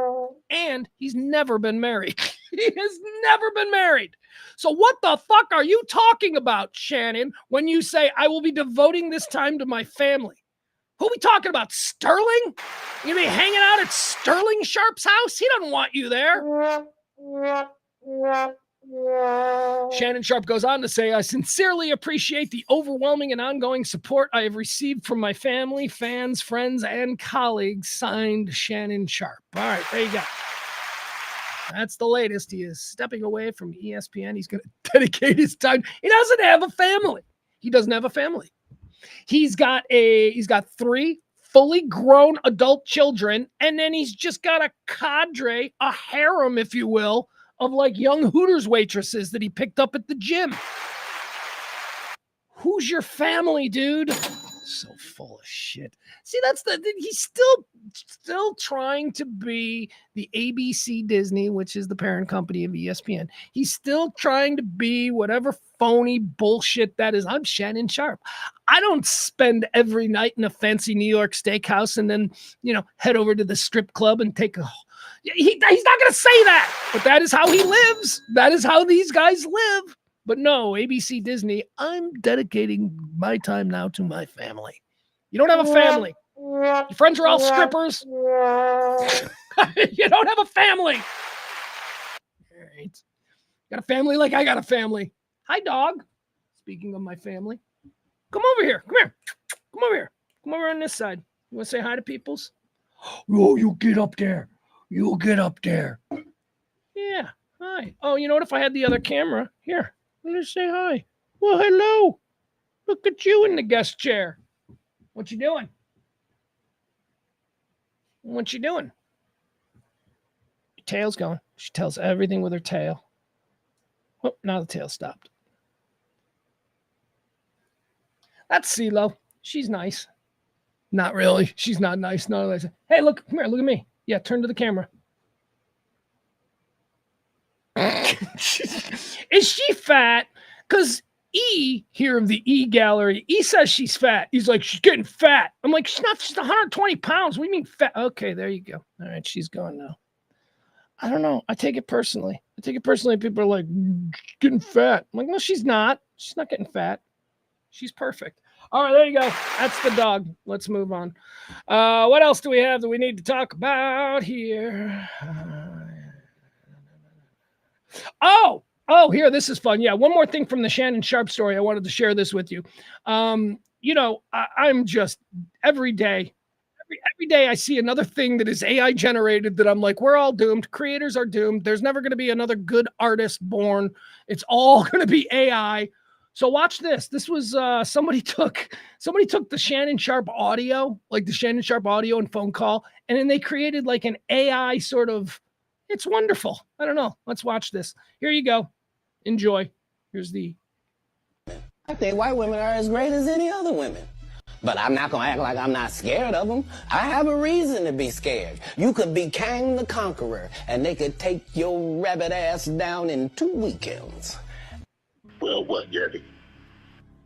Hold on. Let me explain something first of all. That first clip there, that came from the famous Cat Williams interview that Shannon Sharpe did on his podcast Club Shay Shay, where Shannon Sharpe basically told him, you dating all these white women. I don't date white women. And he went on to explain to Shannon Sharpe why he doesn't date white women, Cat Williams. He's like, I don't care. I'm attracted to him. A white woman will take a black man down. And he's preaching to him. Let's listen to that again. It's just interesting. That's exactly what happened. It's exactly what happened. I think white women are as great as any other women. But I'm not going to act like I'm not scared of them. I have a reason to be scared. You could be Kang the Conqueror, and they could take your rabbit ass down in 2 weekends. Well, what, Gabby? You're coming to LA tomorrow? Yes. Well, I don't know why you want to go out. Don't worry about it, Gabby. Well, okay. Can I just say, I am extremely attracted to this AI reimagination of this. The voice, come on, man. That's hot. How is that hot? That doesn't look human at all. It's like being attracted to a cartoon. What the fuck is wrong with me?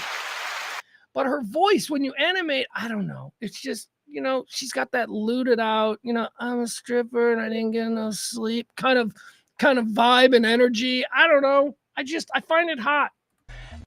Well, what, Gabby? You're coming to LA tomorrow? That's hot! Yes. Well, I don't know why you want to go out. Don't worry about it, Gabby. Well, okay. Okay, what? Well, I'm not really interested in getting choked, so I guess we're going. I might choke you in public. Big black guy chose small white woman. It's not a good look. She's like retarded. She's like so hot, she's retarded. It's not a good look. It's not a good look. Look. Shannon. Not a good look. Not a good look that you did what you think you did to me. To my family, friends, supporters, and colleagues, I want to speak to you directly and from the heart. This is a shakedown. I'm going to be open, transparent, and defend myself because this isn't right. This is all being orchestrated by Tony Busby, who has targeted Jay-Z. Tony Busby targets black men, and I believe he's going to release a 30-second clip of a sex tape that tries to make me look guilty and play into every stereotype you could possibly imagine. Can I just make a point here? Do we know that Tony Busby is specifically targeting black men? Is that like his thing? He's like, who's the black man I can get in trouble today? Is that it? Or, and bear with me here, is it just so that all of these dudes doing bad things at our pro athletes, because he kind of specializes in pro athletes, are black pro athletes? Could that be it? Because I think he's not, Tony Busby, I don't think he's interested in the color of the skin of the person he's going, up against in court. I think he cares about, the length of their contract. You know, how many zeros? And it just so happens that, the Deshaun Watsons, Jay-Z was mentioned. He's another one that he went after. He went after Jay-Z. Now Shannon Sharp. I don't know. I don't think Tony Busby. Look, if Travis Kelce, had all of this stuff, I'm sure Tony Busby would go after him. But whatever, Shannon is desperate. He's should be humiliated. He's been for the second time in 3 months, he's been just completely humiliated by his fucking dick because he can't fucking keep his dick in his pants. Remember a couple of months ago, he accidentally live streamed on Instagram some afternoon sex session he had. He is just humiliated. So now he's playing the race card. Now it's about, Tony Busby going after black guys. No, Tony Busby is going after dudes who fuck dumb young girls and have a lot of money. That's you. Okay, has nothing to do with skin color. He's not going. Look, Tony Busby is not going after the black dude who delivered your Grubhub. Okay, no, he's going after people with money. But Shannon, go ahead. I understand you need to play the race card because you're a piece of vile shit. That video should actually be 10 minutes or so. Hey Tony, instead of releasing your edit, put the whole video out. I don't have it, or I would myself. You know what happened, and you're trying to manipulate the media. The encounter in question took place during the day at her invitation, and now that appears to be a deliberate setup, coordinated by Gabby, also known as Carly on OnlyFans. Gabby and Tony. I don't have OnlyFans, and I don't spend money on stuff like that, but I got to tell you, I'm intrigued. I bet you Carly, she's making a lot of money on OnlyFans now.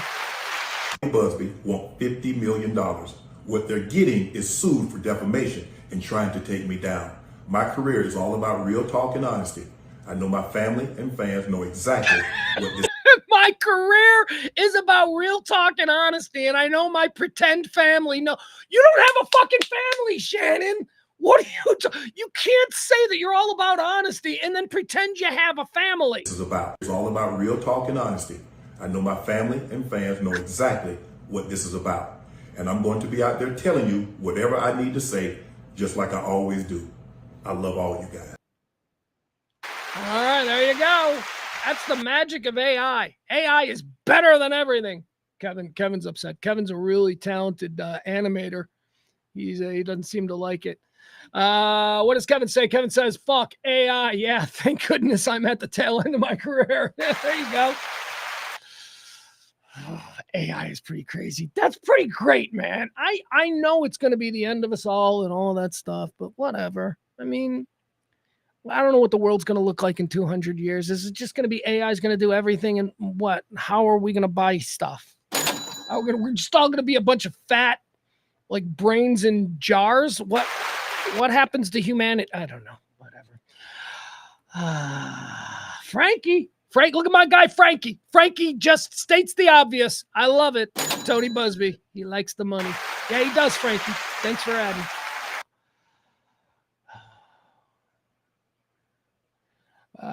Jeff's checking in. Jeff's like, amen, Cat. I don't know who Cat is, but he says, I don't date white women anymore either. I love Jeff. And I know Jeff is in a very happy relationship. But Jeff, come on. Shut up. Shut up. Okay, you don't date because you're in a loving relationship. But if you were single, Jeff, you, me, Byron, Barney, we're in no position to be completely eliminating races from our dating pool, okay? Don't kid yourself, all right? If you were single, you would not be eliminating white women from dating. You would take anybody that would have us. The kind of guys we are, man. Let's see here. What else do we have? Okay, so we did the AI thing. George Santos. I wanted to mention this. Yeah, this is funny. George Santos. Remember him? Remember he was he's fucking such a fuck up guy. He's another one of these con men who saw an opportunity to hitch his wagon to the tide of MAGA that was coming through. And, as long as he was wearing a red hat and going, Trump's right about everything, he could say whatever he wanted to these people. And they vote for him. And so he became a fucking congressman because all of a sudden people were just voting for anybody that liked Trump. Well, that didn't go well. That didn't go well. He turned out to be exactly what normal people thought that he was, which was a complete con man Jesus. George Santos today has been sentenced to 87 months in New York federal prison. That's right. It was a fraud case. Former U.S. Rep. George Santos was sentenced in his federal fraud case. The New York Republican admitted to engaging in a campaign finance scheme,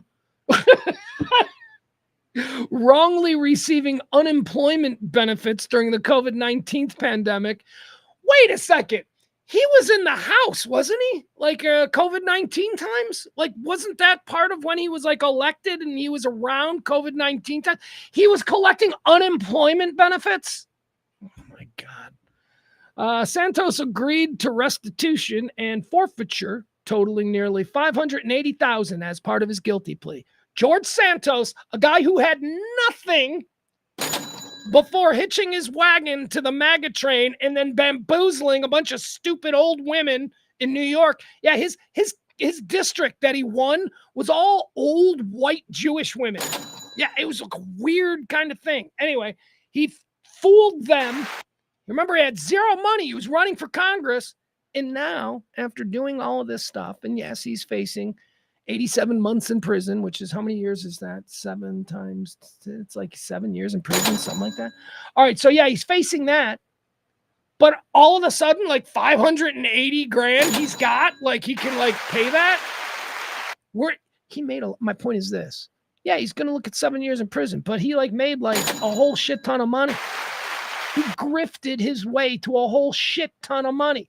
He ain't broke. He's going to come out of prison with money because he's George Santos. He's going to write a book. He's going to get a multi-million-dollar book deal to write, although I don't know if that happens anymore. Do book deals of that nature, of that amount, they happen anymore? People don't read. He'll get a multi-million-dollar Netflix, like 8-part special.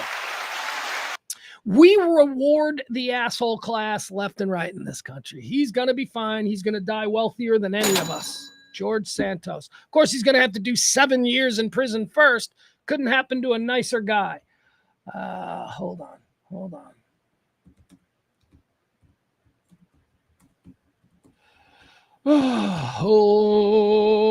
up.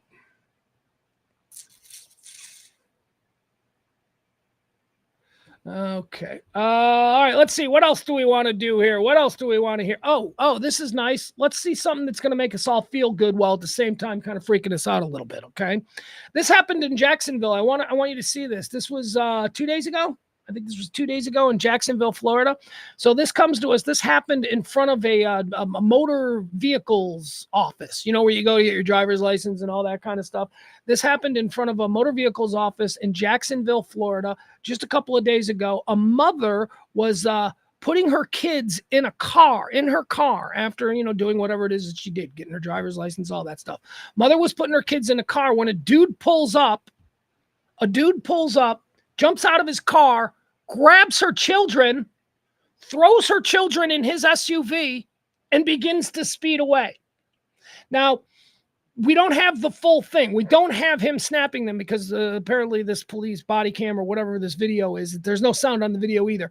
It picks up from the point of the mother half in, half out of the kidnapper's SUV, legs dangling out of the, you know, back window or whatever, trying desperately to get her kids out of this man's car who is now driving away. What we see is awesome. What we see is exactly what we want to see happen whenever we see all of these situations and we're like, well, put the phone down. Why are you filming? What we see is about 50 people, 50 strangers come from all corners to kind of get these kids out of this car. This is amazing. This is a show of good Samaritanship. It's strange that it comes from Florida because, you know, we think people in Florida are just all pieces of garbage. But here, let's look at this. All right, see, over here, do you see these hanging out? This is the mom. The kids have been thrown in the back of this car, okay? The driver of this car is here. He's getting ready to drive away. This is the mom screaming, help me, help me. And these are just people hanging out. They're like, I'm just coming to get my driver's license renewed. All right, let's watch this. Again, there's no sound. Look at the guy's pulling away. Look at her. She's dangling. She is desperately trying to get her children.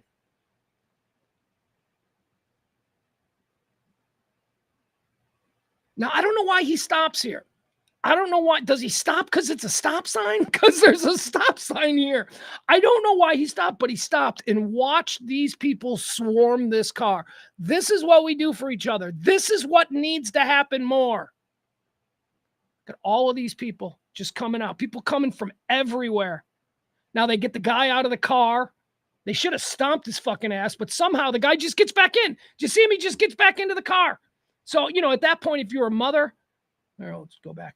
Here he is. See, he's going to get back in the car. He's going to get back in the car. There he goes, gets in and closes the door and drives off. I don't know how this guy didn't have a bunch of broken bones. Although, actually, I think I do, because if you look at him like from right here, let me show you. We'll see if you can get a really good look at him right there. Okay, that's the dude from right there. I think this dude's yoked. I think this dude looks pretty fit. This dude looks like he might be able to tangle ass, if you know what I mean.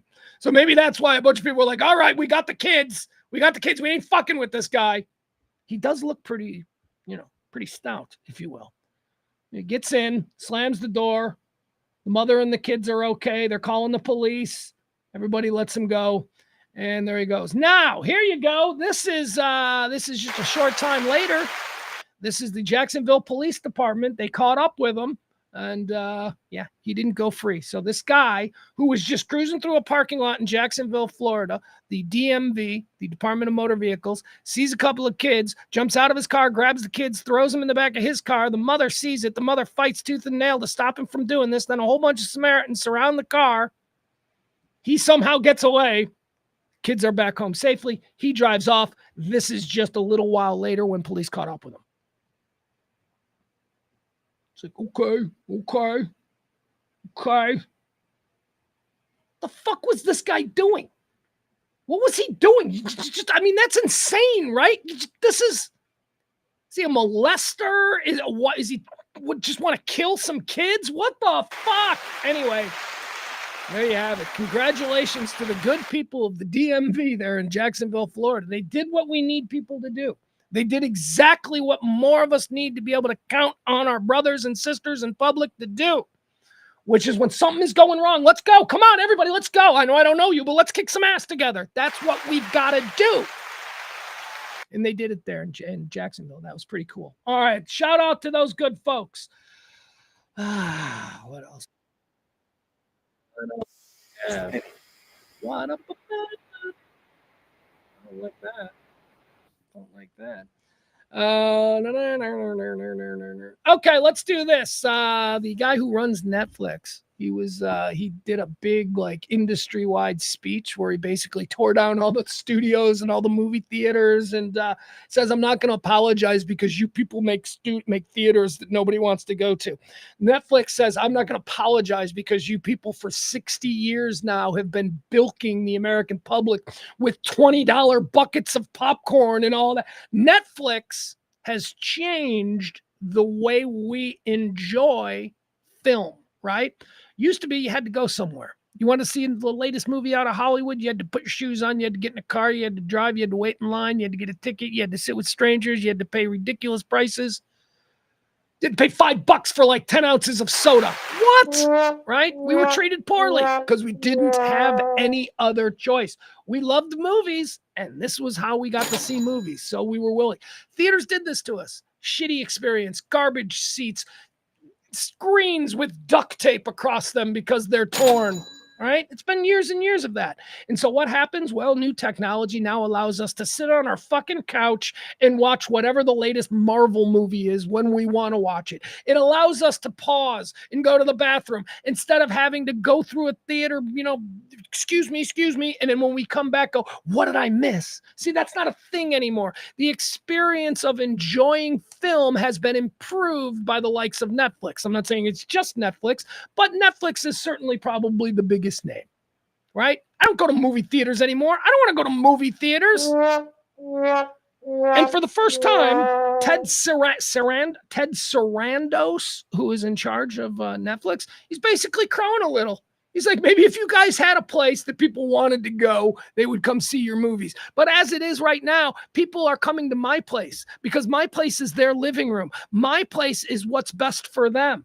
Netflix CEO Ted Sarandos says movie theater model is outdated. Most of the country cannot walk to a multiplex. And he talks about how, look, there are very few people. There are these beautiful, Netflix owns a couple of theaters. That's what was thrown back at him. You guys own theaters. Netflix owns 2 theaters. They own an old-timey Manhattan theater in New York, and they own one in Los Angeles. And that's because they want to be able to do big coastal premieres with their, Netflix films. And also because there's some rule about Oscars and the Academy Awards that a film has to be in theaters in order to qualify. So Netflix bought 2 theaters so that they can then show their films, their Netflix movies that they think should be in consideration. So that's one of the reasons they have theaters. And he says they're in New York and Los Angeles in areas where the community can walk. The new one in New York is at the bottom of like a building, an apartment building. He's like, people, this is a different kind of movie experience than the average American has. The average American must go to a mall. They must get in their car and drive to a mall and that's not what people want. Also, did you know this? There's a 45-day rule for streaming where films, and this also has to do with the Academy Awards and all that stuff. When a film is released in a theater, it has to wait 45 days. And Netflix is like, that's stupid. You're losing money. You put all of this money into hyping a film and then you put it in theaters and nobody wants to go to the fucking theaters. So all that money that you spent hyped is not being recouped when you could maybe cut it down to 7 days. And after 7 days in a theater, you could then go to a streaming platform and people will at least see your fucking film that you spent all of this money on promotion and hype for. Anyway, he's not backing down and he's not apologizing. And it's actually the first time that they really said, Netflix really stood up and went, okay, it's been long enough. The new model for Hollywood is us. And we're not going to pretend like we're second to you, Warner Brothers, or we're second to you, MGM. Ted Sarandos's latest interview has started with a softball question. The question was, have you destroyed Hollywood? To which he responded, no, we're saving Hollywood, the CEO of Netflix said with a smile. Anyway, I think that's absolutely true, man. I hate movie theaters. I think that is an outdated concept. I think that if you want people to see your fucking movie, and if artists need to come around to this. Like, there is a vanity, there is an ego at play with directors where they want their films shot on giant screens in the public. Well, fuck you. That's not how we enjoy it. Make a movie that we're going to enjoy in our living room. Make a movie that we're going to enjoy laying in our bed, right? That's how people consume this art form now. Don't be piss hurt because we're not doing it the way you think we should do it and the way it's been done for years and years. It's been improved. And I'll tell you something else. We're going to consume more movies this way. I can't tell you how many movies I have watched 25 minutes of.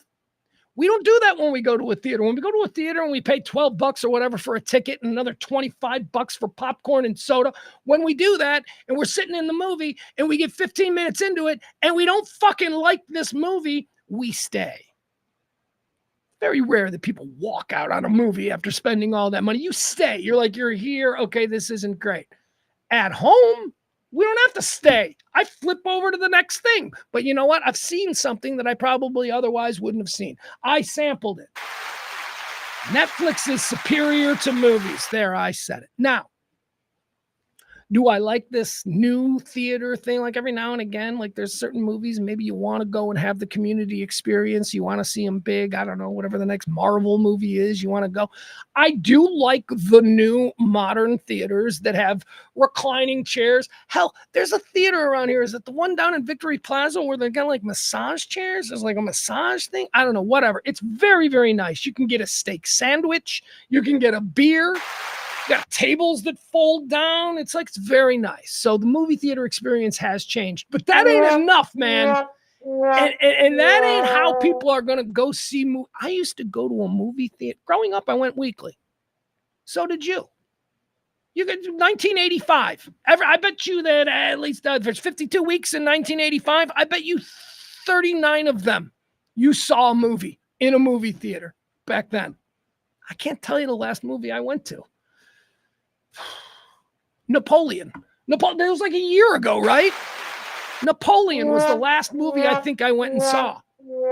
Anyway, All right, here's the last one. Let's end with this. There's a new study that's out today. I thought this was interesting, and it asks the question, what age should you stop partying? So a whole bunch of scientists, they studied 10,000 people born in the year 1959. So people born in this whole thing, this has been going on for years and years. So they studied a group of people, 10,000 people born in 1959 in order to track their life and how they lived and all of that kind of stuff. Why? They're trying to figure out at what age should you really fucking grow up? Okay, we hear this a lot. You're a 38-year-old divorced man and you're drunk on a Saturday afternoon and usually it's the wife of a friend will say, when are you going to grow up, right? It's that kind of thing. So how do we determine what the number is that we should all follow? At what age do we need to stop day drinking? At what age do we need to stop going to after parties? At what age do we need to stop going out and drinking on a Wednesday night? Well, science has figured it out. Are you ready? Are you ready for the age? Because I think we're all past it, quite frankly. I know Adam earlier. Adam's like, I went to a concert last night. I'm 45. Yeah, you should have quit 10 years ago, dude. You should have quit 10 years ago because science has determined that the age one should stop partying, whatever partying means to you, the age people should stop partying is 36 years old. 36. You got to stop. Why do they say this? Well, because 36 seems to be the age where you start to have permanent damage to both your brain, your muscles, your body, your organs, your liver, your blood, all of that stuff. 36. It says bad habits like smoking, heavy drinking, and lack of exercise start taking a significant toll at the age of 36, which the aforementioned ditching unhealthy vices early in life was found to boost the odds of living a happy and healthy old age. For the study, scientists tracked the health of thousands of children born in 1959 until they were 61 years old. They found those who consistently smoked, boozed, and lounged around in their younger years ended up sicker and more depressed in their older age. Crucially, their heart began to noticeably decline at age 36. 36. Science says 36. That's it. We're done. That's pretty much it, guys.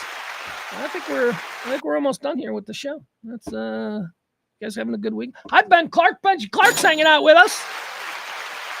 Ben, he says, what Ben says? It says, Ben says, never stop tailgating. Never stop tailgating at fun college football games. Well, yeah, I think that's like, I think you can be like my age and you can go out to a college football tailgate thing, once or twice a year, Yeah, I think, yeah. Here's the problem though. You strip clubs after hours, popping bottles and, people offering you drugs. You got to stop that at 36. That is a young man's game or a young woman's game, however you want to phrase it. You got to stop that. All right. Frankie says, thanks, Pugs. No, Frankie, thank you. Feeling on the Bears pick. Where you been? What do you mean feeling on the Bears? Where you been, man? I can do, you want me to do another hour on Colston Loveland and how I love how Ben Johnson outfoxed the rest of the league by spending weeks talking about how Tyler Warren was the best tight end in the class and Tyler Warren this, and I'm Ben Johnson and I really like Tyler Warren. And then it came time for him to pick and he had Tyler Warren there on the board and he went, nope. Colston Loveland. I love that. I love my new coach. I love that he's just such a gambler. I love that he's like such a snarky little, he is snarky. Like, I didn't know anything about Ben Johnson, until, I knew he was good. I knew that the Detroit Lions, I knew their offense was fun. I knew that they did all kinds of crazy things, but that was, Dan Campbell's team. We didn't know Ben Johnson's personality. Ben Johnson's got a personality. I like it. Wry smile. He's got a wit. He cracks jokes. He does fun stuff. Players seem to really like him. Anyway, I like that. He did. He led us all to believe. He had me, man, for weeks. For weeks I'm going, we're going Tyler Warren, and I'm totally okay with that. Tyler Warren to the Bears at 10. Coach Ben seems to really like him. And, I'm an astute decipherer of NFL riddles. And I can tell that what he's really saying is that he's going to pick Tyler Warren. Tyler Warren to the Bears. That was me for weeks, months maybe. Until last night when my son texted me and said, okay, Dad, what are we doing here? And I said, I got a feeling it's going to be Colston Loveland. And it was. And it was. And it was. I'm very excited. I'm very excited about our new toy tight end and what Ben Johnson's going to be able to do with him. And Cole Kmet. We already got a good tight end. So we got Cole Kmet, and now we got we got Colston Loveland. Then we're gonna run DJ Moore at you.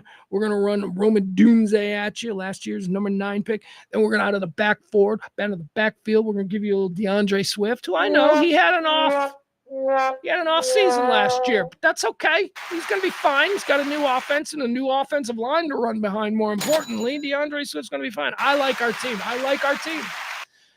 So what am I going to do at 39 and 41, right? What do I want at 39? I'll tell you what I want at 39. I want Travion Henderson. I call him Henderson. I want 39. I want Travion Henderson, the running back out of Ohio State. And if we don't get him, if he's not available at 39, then I want the offensive lineman out of Minnesota, Ariante. He's a left tackle. He's supposed to be really good, but the problem is he's very young and he doesn't have much experience there. But my God, does he look good? So he's probably going to fall, and I would take him at 39 if, in fact, Travion Henderson is not there. If neither of them are there, then I'd like to go with Jack Sawyer, linebacker, edge rusher, possible. We don't know. We don't know what Jack's going to be. Jack Sawyer out of Ohio State.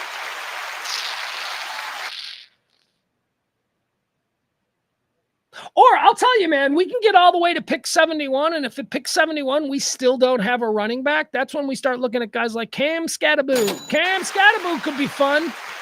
He could be a fun little running back in a little like trick and scheme oriented Ben Johnson offense. That could be fun. At this point, I just want Ben Johnson going, what kind of toys do you want, Coach? What do you want? What do you want? What do you need here? You need a scat back here? You need something? Whatever. I love the draft. It's a lot of fun.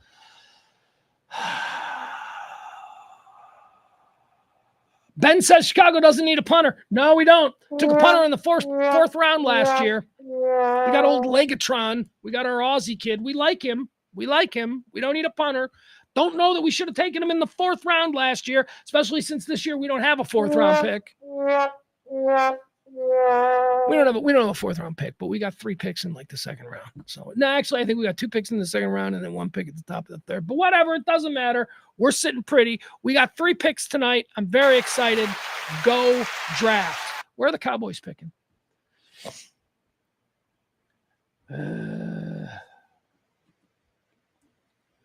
On. Don't worry, guys. By Monday, the NFL draft will be over, and I will no longer be talking about it. All right, let me see. Where are the Cowboys picking? I'll give you a prediction for the Cowboys. All right, we're going to open up with pick 33 tonight. That's going to be Cleveland. First pick in the 2nd round is going to Cleveland. And I really, really feel like that's going to be Shedeur Sanders. I think that this is how Cleveland gets their not Travis Hunter. Who did they take with? Who did Cleveland take with the first? Or with their whatever. Doesn't matter. Cleveland, I think, is going to get Shedeur Sanders here at number 2. Or in the 2nd round at 33. Then we got Houston. Then we got Tennessee. Then Cleveland again. Fuck. Holy shit. I thought the Bears were great, having 39 and 41. Cleveland's got 33 and 36. Fuck me. Oh, my God. All right, the Cowboys pick next 44. Cowboys pick at 44. All right, so we went big hoss, big lineman. 44, there's going to be running backs, man. There is going to be running backs because I know the Cowboys faithful. They want a new running back. It's a deep running back draft. All right, here's who you're going to have. Here's who you're going to probably have at 44. I don't know that Travion Henderson will be there. He seems to be targeted as the next running back off the board. But that doesn't matter because you still got guys like, Cam Scattaboo, who I mentioned, who I think is going to be available as late as the 3rd round. But you also have Caleb Johnson out of Iowa. Caleb Johnson is legit. He played in Iowa, not a lot of, attention to him, but he's a Big Ten. He ran against Big Ten defenses. He is a really good burner of a running back. Somebody's going to get him. I think the Cowboys could get him. Caleb Johnson at 43. If you guys want the running back, if that's what you feel like you need a game breaker. Caleb Johnson could be available at 44. There you go. That's my prediction. So with the Bears at 39, I want Travion Henderson. That's why I know that Travion won't be available for the Cowboys at 44, because if he's there at 39, we're taking him. Yeah, I want another lineman. Here's what I want at 39. I want a running back and an edge rusher. Boom. That's it. Give me like Mike Green. Mike Green. Mike Green's the best edge rusher still out there. I think you see the guy from Marshall. Is that who that is? Anyway, he's the best edge rusher that's still left out there on the board. Everybody said he should have gone in the first round, but he slapped a girl. So, he's got some problems with ex-girlfriends that became public. And so, this guy, Mike Green is his name, I think. He's dropping like a stone. If he drops to 39, I'll take him. You're damn right I'm going to take him because I am tired. We could have had Jalen Carter last year. The Bears should have had Jalen Carter last year, but we didn't take him because we had questions about his attitude. We had questions about his criminal, whatever. Take Mike Green. If Mike Green's there at 39, take him. I would like Mike Green and Travion Henderson at 39 and 41. Let's do that. And again, I'd like to see the Cowboys get maybe Caleb Johnson. Maybe a Judkins. Also out of the Ohio State Ohio State backfield with Travion Hedkins and Judkins. Anyway, all right. Cowboys pick at 44. Do Cowboys have another pick anytime soon? Let's see. You know who else is out there, though, man? We have taken no safeties. There are no safeties off the board. There are how many corners? There's still like really good corners out there. Man, there's a lot of talent left in this draft. There is a lot of talent left in this draft, man. All right, we got to be done. I can talk about the draft all day long. I love you guys. I want you to have a great weekend. Once again, I want to thank our executive producer of today's show. He is the incredible Peter. He's always there to help us out. Thank you so much. Peter became the executive producer because he was the biggest tipper. Biggest tipper of yesterday's show becomes the executive producer the following day. So if you are the biggest tipper of today's show, then you will be the executive producer heading into Monday's show, which kicks off Pledge Week. Just a word to the wise. Who wants to be the executive producer of Pledge Week? Help us out. All right. Thank you to Peter. If you want to drop a little something, you can do it in the Venmo or the Cash App. I'll leave that up. But until we meet again, I'm going to go. Arbor Day.